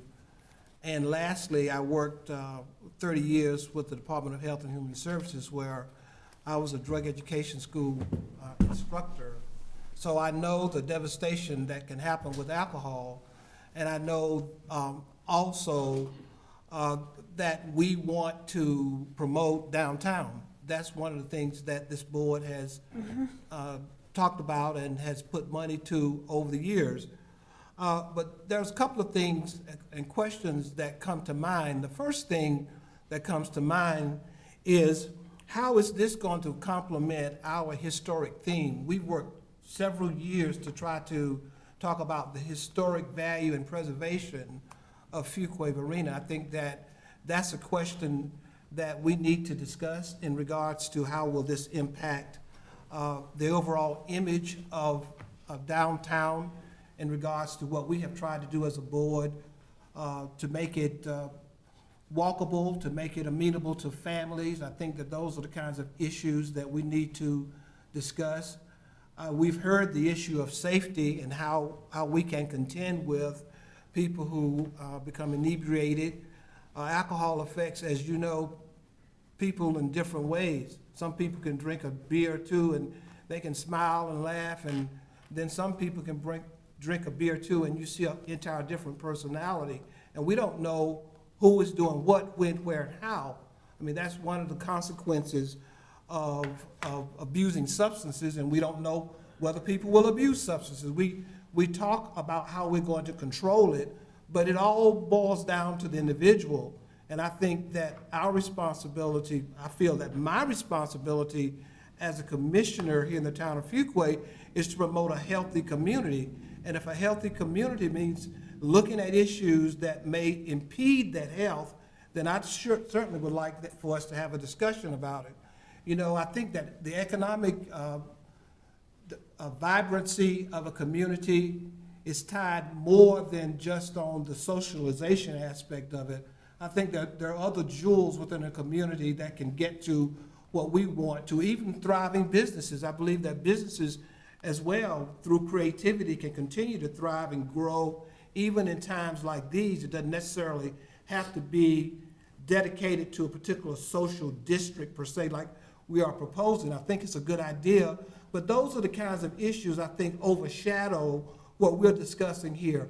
We have a community where we have thrived to have a certain image, and that image is around family values, and I'm not saying that this is not going to necessarily impacted, but it is going to send a message to the community at large. And I think we do need to hear from the citizens at large in regards to their impression of what we're doing, how we're doing it, and if this is the right thing that we want to do for our community. Thank you, Commissioner Harris. Mr. Mayor, you know, as we heard from all these business owners, if we take the social districting out of it, we heard one theme throughout all these, which I think that's a challenge to all of us as board, to figure out ways on to increase that foot traffic. Yes. We heard that from every single one of the people who came up here was foot traffic, foot traffic, foot traffic. So I think that's another challenge on us to find out some more ways to increase that foot traffic as well as commissioners as well. So I think it's, you know, but I definitely agree with the other statements of everybody, honestly. I mean, it's not a bad thing. I mean, it's even small things as, you know, from a look at a view or, you know, looking at it, you know, should we have Fuquay-Varina on that label? You know, it's small things like that. Does that give the wrong message with just the Fuquay-Varina logo on that label as well? So we have to look at all these different things, I think, you know, to figure out how we can make this decision as well. Because some people might see that as offensive or saying that we're promoting something, which we don't feel that way. But, you know, we have to look at all the optics because we serve all the town of Fuquay-Varina. Jim, you have any comments, follow-up for board member comments or things before entertaining? Sounds like probably a motion to table here shortly, but do you have any comments for, or questions or statements been made by board members?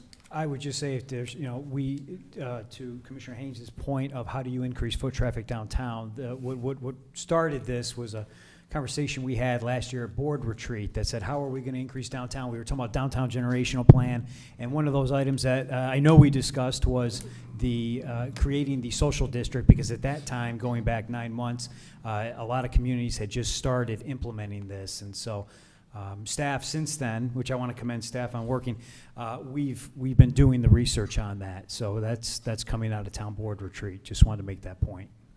And I think staff's worked hard and direction was good from board retreat on there. Yeah. The board definitely discussed that. I think there's some good questions that the board members brought up tonight, and a reasonable time frame of tabling to digest information, have a conversation with staff, and be able to answer any questions or concerns that board members have up here would make good sense.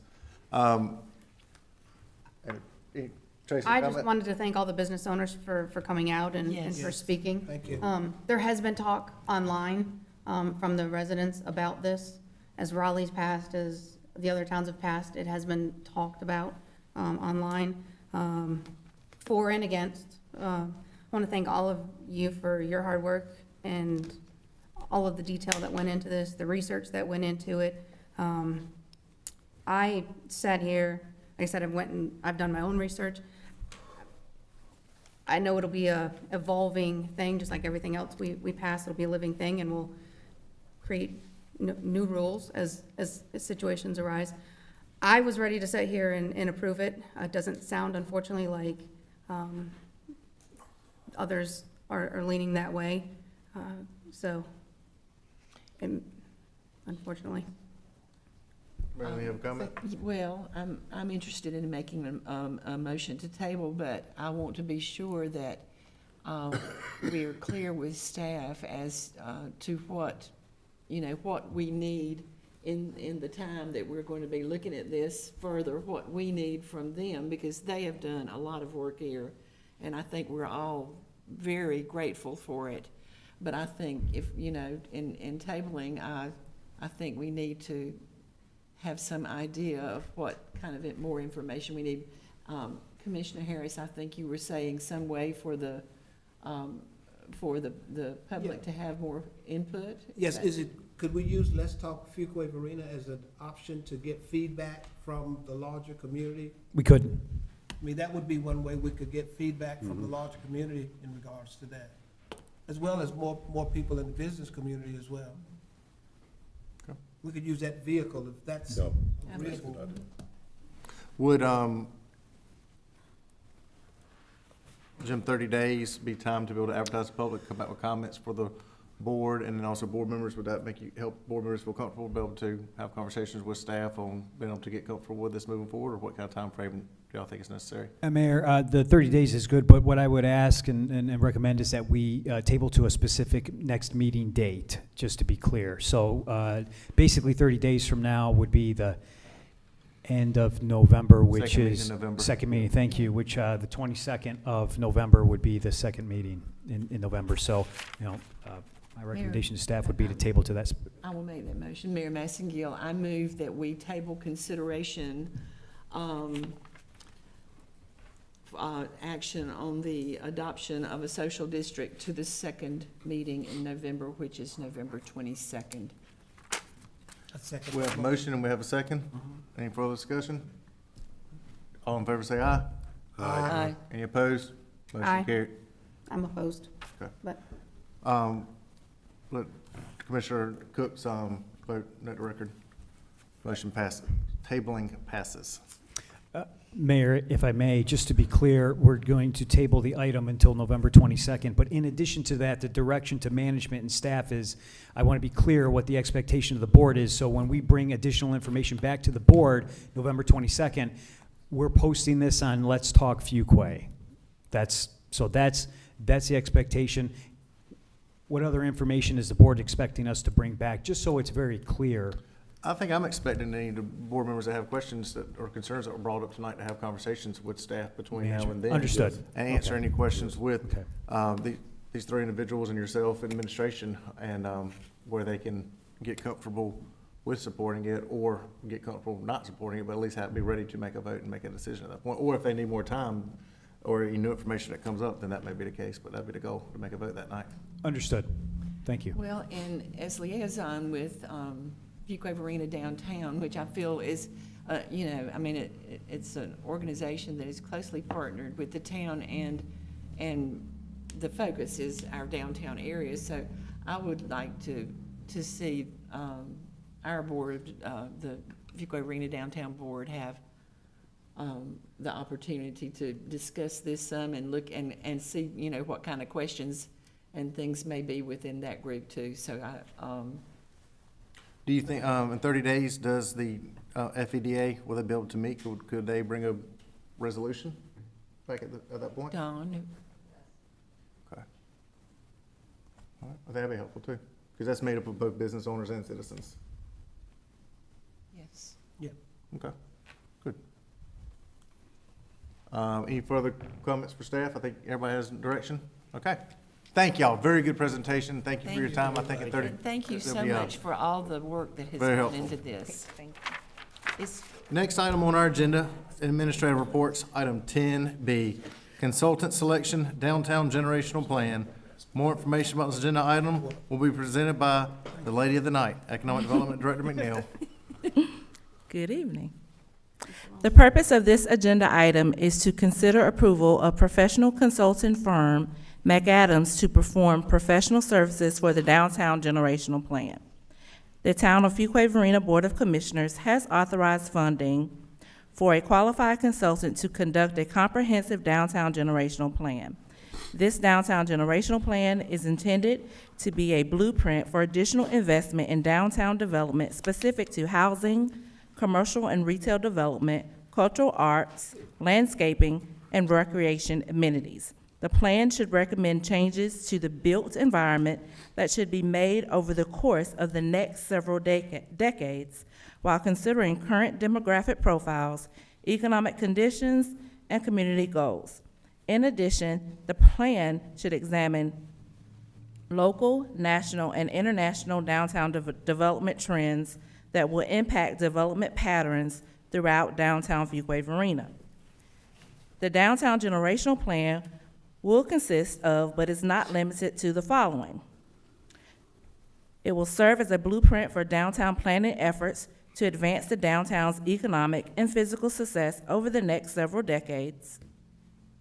It will attract and retain businesses, residents, and visitors downtown while ensuring that the uniqueness and the uniqueness of the downtown Fuquay-Varina are maintained. It will also help us understand the right blend of new development, redevelopment, rehabilitation, and infill development opportunities.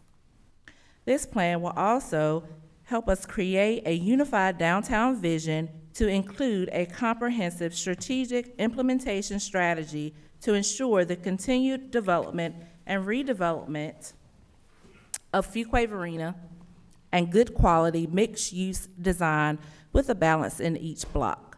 The master plan will be a reference document by the community and serve as a policy guide in decision-making for local government officials. It will build consensus among engaged stakeholders, including property owners, residents, businesses, developers, and elected officials. The plan will help identify downtown's historic significance and recommend empowering historic preservation in conjunction with new modern forms of downtown infill development projects. It will also focus on key initiatives to assist the town in making a strategic public investment in infrastructure while leveraging new private sector investment that creates robust mixed-use and infill development opportunities. The town solicited requests for qualifications for consultants to perform a downtown generational plan in August of 2022. A copy of the request for qualification has been provided for your reference. The town received 7 RFQ responses on September 22nd of this year. A town staff and Fuquay-Varina Downtown Association RFQ selection committee reviewed and rated the 7 RFQ responses and interviewed the top 3 candidates. The RFQ submitted by consulting firm McAdams demonstrated extensive relevant project experience, including a skilled and qualified project team, a history of successful related projects, and a deep understanding of our community and downtown generational plan outcomes. In the event that town staff is unable to negotiate an agreed upon scope and fee with the preferred consultant McAdams, town staff will move forward and negotiate scope and fee with the second choice firm, Design Collective.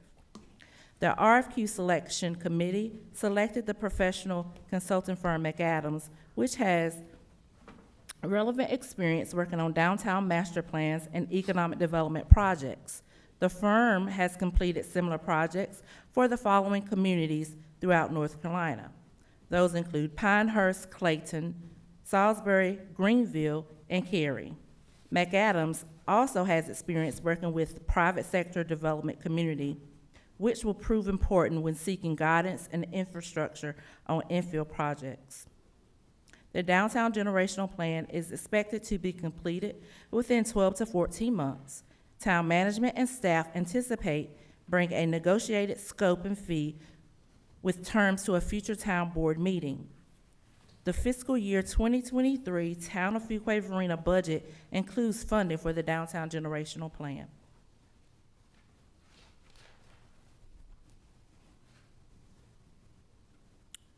The staff's recommendation is that the board motions to designate McAdams as the best qualified and preferred firm and Design Collective as the next ranked preferred firm to perform the downtown generational plan and authorize the town manager or designee to negotiate scope and fee subject to the town attorney review as to form.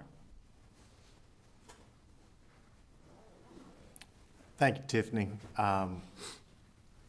very much for the presentation.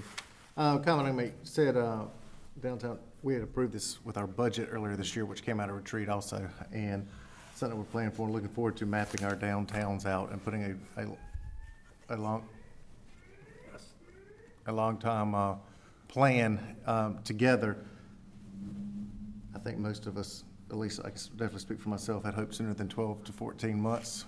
I impede on you the importance of having this consultant not rush where they come up with a bad plan, but put a priority on getting this plan done. We have vacant buildings in town that the town has bought, and like to see something done with them. And I know we're waiting for this plan to be able to help us on the direction of that at that time, but ready to move forward on some of those areas.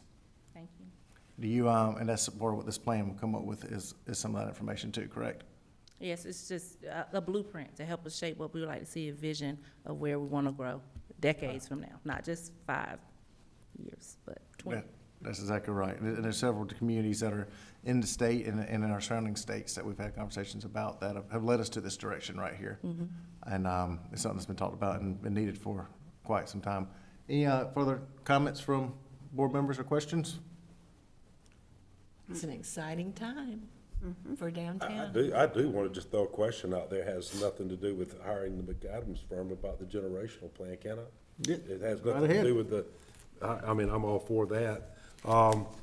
We've talked tonight a great deal about part of our downtown planning, you know, making a social, social entertainment or social district.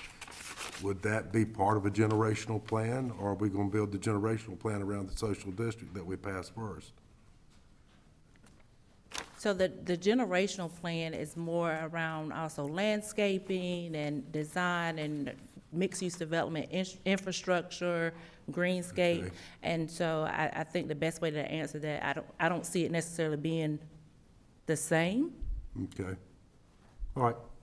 It just, as we were looking at it, it just popped in my head after the discussion we've just had. No further comments, entertain a motion. Commissioner Gardner?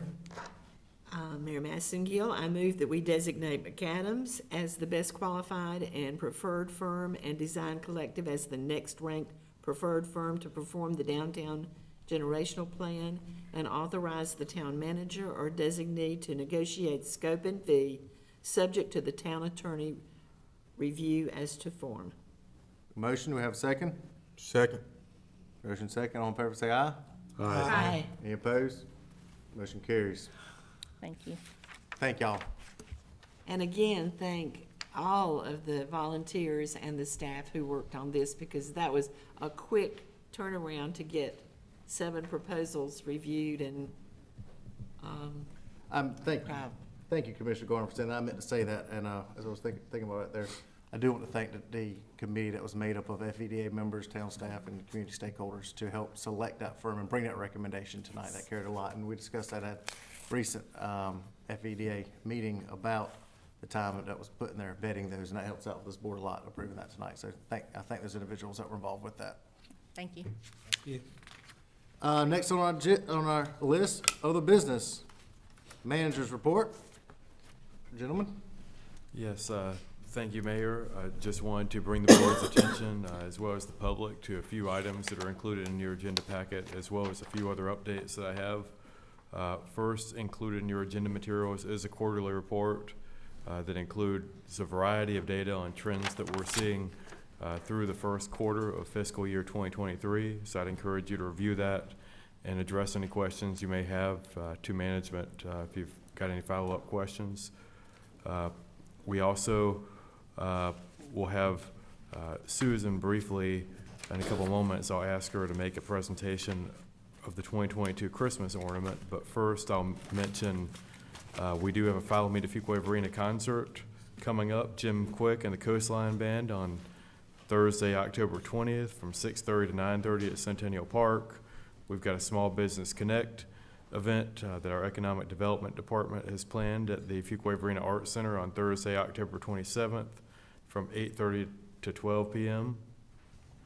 The Downtown Association's Downtown Trick or Treat will be in downtown Fuquay on Friday, October 28th from 2 to 5 p.m. We have a Coffee with a Cop coming up at Bojangles, 1400 North Main Street on November 1st from 9 to 10:30 a.m. and a Barbecue Blues and Brews festival put on by FVDA Saturday, November 12th, 12 to 4 p.m. At 405 East Broad Street in the Varina Business District. And then there is a first reading included, Town Code Amendment CTA 2022-07 to the Land Development Ordinance. I do have a few things I want to mention from our departments. First off, the Economic Development Department, as I just mentioned, has been working hard preparing for that Connect event. Our Planning Department recently hired Kathy Carlisle as the town's first development liaison, and she will start work on Monday. We've got a Public Utilities Department update. Mike Wagner continues to chip away at the Wake Water Partnership meeting as the town's representative, and the Wake Water Partnership was created in 2016 to act as an advisory board to identify new water-related opportunities and challenges that impact the county. So representing the town well on that partnership. The fire department open house was held on Saturday, and it was very well attended and popular. There were lots of great activities, and most importantly, fire safety information shared with our community.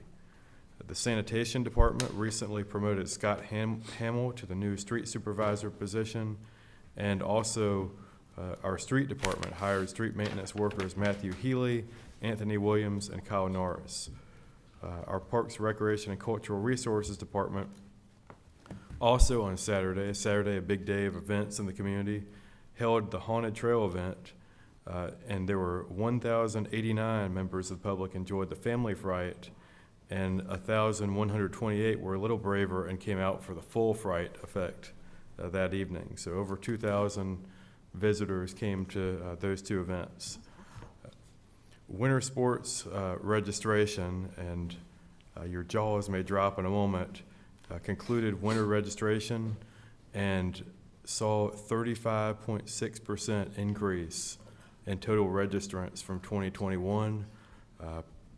We were not expecting a 35% increase, but we're proactively planning for a big bump in basketball participation, and we're able to secure some additional lease space by partnering with Willow Spring High School. So now our winter sports will be held at Council Gym, the Community Center, Fuquay-Varina High School, and Willow Spring High School. So relying on those partnerships to meet the incredible demand that we're seeing in our community for those popular youth sports programs. Our Art Center had a sold-out theater show recently on October 14th for The Stranger, a Billy Joel tribute. So that was a very popular night at the Art Center, and have upcoming performances, Jazz Night on Friday, October 21st, and a preeminent dance company, Chicago Dance Crash, on October 29th.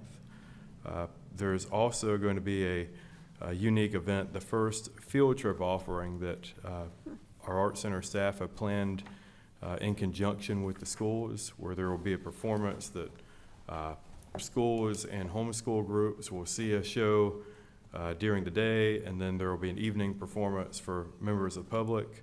That first offering will be Sugar Skull, a musical performance about Day of the Dead on November 4th. So the field trip offering is sold out, but there are still a good number of tickets remaining for the evening performance. Sugar Skull is a touring bilingual and bicultural musical for young audiences and families that uses traditional regional music and dance from Mexico to tell the story of 12-year-old Vida Flores. Vida thinks her family has gone loco, planning a celebration for deceased loved ones, and why throw a party for the dead, but when a spirited candy skeleton suddenly springs to life, Vida finds herself on a magical musical journey to unravel the true meaning of Dia de los Muertos. And if any of you or your friends would like to be a part of that journey, we're happy to join us at the Art Center on November 4th, which I know that will be a great event.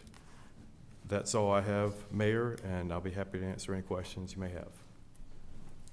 Thank you. Any questions for Mark at this time, board members? I have one question, or I guess it's a question. Commissioner Watts? Excuse me. We all knew about the tree coming down in Falcon Park. Unfortunately, a lot of our citizens did not know that that tree was going to be coming down, so it took some of them to the Facebook to ask questions, which I tried to answer as best as we could. One thing that I was tasked or asked to bring up was if we could replace that tree. Obviously, we can't replace it with, the tree was very old and large, but are we looking at replanting a tree in its place? We are, and thank you for raising that. First, the tree closest to the Falcon Park Pavilion in the playground was a very large oak tree, probably 100 years old or more, was quite a tree, provided a good amount of shade, and we got a lot of good years out of it. Unfortunately, in spite of staff's best efforts and working with arborist to treat some disease that had inflicted the tree. That tree had unfortunately succumbed to disease and was at risk of falling, and unfortunately a tree like that, you can't take the risk of it falling on a visitor to the park or the pavilion. And so we did work with the tree company to get that removed. Since we took that tree down when it was regular days of in the 90s, that's not a good time of year to be planting trees. So our Parks and Recreation Department, Chris Newsom, our Assistant Director who oversees Parks and Grounds and has a horticultural background, is working to secure a suitable tree, I believe an oak tree of the appropriate species that can go back in its place. Unfortunately, you can't plant a 100-year-old oak tree, but over time, it will grow up and provide shade and that environment that we like to offer our parks and be compatible with the wonderful landscape that we already have at Falcon Park. Thank you. Do you have a timeline, like by the end of the year, or? Sure, this is a good time of year to be planting trees, so I would expect that to happen in the next month. Great. All right, I will take that back. Thank you so much. Mr. Mayor, just on the back of that question to our town managers, and that goes in line with what you just asked, can we get an update at some point in time on the Tree City USA process? Because I was asked that this week about the Tree City USA process and where we are, and where to finish, or whenever they say, oh, you're Tree City USA, Fuquay-Varina, so. We adopted an ordinance not long ago about that. Absolutely. I'll be glad to bring an update from Jonathan or Chris at a upcoming board meeting. Thank you. You said that tree was 100 years old. Larry, do you remember when they planted it, if it was a sapling or not? Thank you, Mr. Mayor, I appreciate it. I'm already just dragging playing. tonight, and you just made me feel old. Thank you. Okay, thank you. No, I know you're not 100 yet. Not quite, getting there. Mr. Gardner. And Mayor, I did want Susan to make her brief Susan, bring up presentation. the ornament. I'm sorry. Thank you, Susan. Got excited talking about Larry's age, you know. Got distracted. We're gonna start the timer, Susan. Please do. See, please do. And there's a timer right here for me. I gotta put my glasses on or I won't be able to see anything.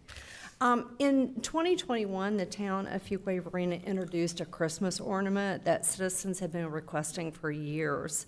And so we partnered with artist Lou Wilson to create the series of beloved and endearing landmarks in Fuquay-Varina. And Wilson, just so you know, he specializes in holiday ornaments and has done ornaments in North Carolina, from Boone to Bald Head Island, and he's done ornaments in other cities and other states. And the inaugural ornament, I don't know if you'll recall that, it featured the Fuquay Mineral Spring. And we actually have a few of these left if folks are wanting them. I think I probably have about 20 of these left. And I've given each one of you the new 2022. And I'm pleased to introduce it. It features a beautiful painting of the Varina Historic District. We've been talking a lot about our downtowns tonight. This is the original painting. And the original artwork is printed on a 4.5 by 3 and a quarter piece of poplar wood with a ribbon attached. There's only 225 of these that have been created. And we are selling those. They'll go online tomorrow on the online store. So anybody who wants one, they make great gifts for the holidays. Obviously, it's a keepsake. This year, it does, wrong one. It does have the year 2022 on it. They're $15 a piece. We don't really make anything off of these. This is truly just the cost of it. And if somebody wants to get one, of course, again, like I said, it'll be on social media tomorrow, but it's fuquay-varina.org/store. There's 225 of them. They go online tomorrow. So, thanks. Looks great, Susan. Thank you, Susan. Great tradition to keep going. Thank you. Commissioner Gardner, any final comments? I think I've probably talked enough tonight, but just a red letter day that we get started with our downtown generational plan, and again, really appreciate all the hard work our staff has put forth and all of the things we talked about this evening. Really exciting to see those young firefighters, firefighter cadets, or whatever they call them, and a great program that allows them to earn while they learn. So that's all. Thank you. Commissioner Harris, any comments? I have no further comments, Mr. Mayor. Thank you. Commissioner Haynes, any comments? Sure, a few things. I just want to thank Assistant Town Manager Seymour for being with me here. Was it last week? We had the Arrow of Light Scouts of Cub Scout Pack 75 here in Fuquay-Varina. They came to Town Hall and took a tour of Town Hall and asked some very great questions of me and Assistant Town Manager. They were actually really good questions. I was actually surprised some of the questions, really. And they also made us honorary members of their Dodge Patrol, and they actually gave us a patch. It's Doge. Doge, That's how I'm sorry, they put it. Doge Doge, Patrol. yeah. So that was very interesting. Also, I want to definitely thank Parks and Rec, because I've gotten so many emails and phone calls about the haunted trail this past Saturday. People were saying that they were really scared on the second one. They said the lines were long, but they said they were worth it. This past week, I was able to, they had our Fuquay-Varina High School choral department had their first collegiate choral showcase that showcased 4 university choirs all over the state of North Carolina. And one of them came from our illustrious university, Winston-Salem State University. So I actually hosted them after the event and gave them a home-cooked meal before they headed back to Winston-Salem. But they raved about the high school. They were like, wow, this high school is amazing, and especially the auditorium. The Fuquay Growers Market, I did want to point this out. The Fuquay Growers Market this Saturday is having a pop-up, a fall pop-up this Saturday from 9 a.m. to 1 p.m. So I definitely want people to know that they can come out, because I think the police department will be doing child safety seat checks and all that stuff that day. And I think they're going to have some of the American Ninja Warriors there as well. So I definitely want to point that out. That's this Saturday. Board members, I will be reaching out to you and letting you know I'll be having a Pine Acres Community Center open house and a 60th anniversary, I guess, little soiree, as you want to call it. And I'll get you that information, so I can invite all of you as well. But definitely an exciting time, and definitely those recruits, just the smiles on their faces, just the conversation we've had with them. It's just amazing that they are ready to jump in and really ready to work in the town of Fuquay. And as always, thank you all of our staff. You never can say that enough, really. They make our job easier. So, definitely we thank you for all the stuff that we don't even see you doing half the time, but you're doing it, and we know you're doing it, and you're doing a great job at it. So thank you. For sure, doing a great job. A lot of good things happening. Commissioner Watson, any comments? Excuse me, Cook. Sorry. I know, I'll I'm get gonna get it. you with a wet noodle. I'm glad that you reminded me about November 4th, because when I heard that was coming up, I was like, oh, that sounds interesting, I wanna go to that, and I completely forgot about it until you just mentioned it, so I've written it down in my book, so I'm gonna buy tickets for my nieces and nephews and go to that on November 4th. November 6th, we have charity car show at Mason Jar Lager Cars and Jars. It's our 4th year. It will benefit Military Missions in Action, which is a Fuquay nonprofit that supports our North Carolina military members. And then on November 12th, we have at the Chamber of Commerce, we're having a community shred event. So it is free to come and bring all of your items to shred. We are taking donations for Pine Acres Community Center for their Thanksgiving food distribution. But it is free to shred all the events, or all your documents. We have a chamber ribbon cutting coming up for a new business in town called Mama's Gonna Snap. It's a photography. It's a photography business. So that is coming up on October 25th. That is all I have. Thank you, Commissioner Cook. Mayor Pro Tem Smith, any comments? Just real quick, I think we have a ribbon cutting tomorrow, kind of a grand reopening at Oh, Staples. Staples, yeah. Tomorrow, that I'm gonna try to cover that tomorrow, and then, kudos to the fire department. The open house may have been the best one I've ever attended. Of course, I was particularly proud of one particular fire recruit that was there, that you were working very hard, so, anyway, great event. I enjoyed that a lot, and, that's all I got. All right. Been a busy night, lots of good conversation, good items on our agenda. Next week also is Hometown Hero, which I believe everybody on this board received invitations to that. That's recognizing some of our hometown heroes within the fire and police departments, and so look forward to that next week at Easter Chevrolet hosting that here in Fuquay-Varina.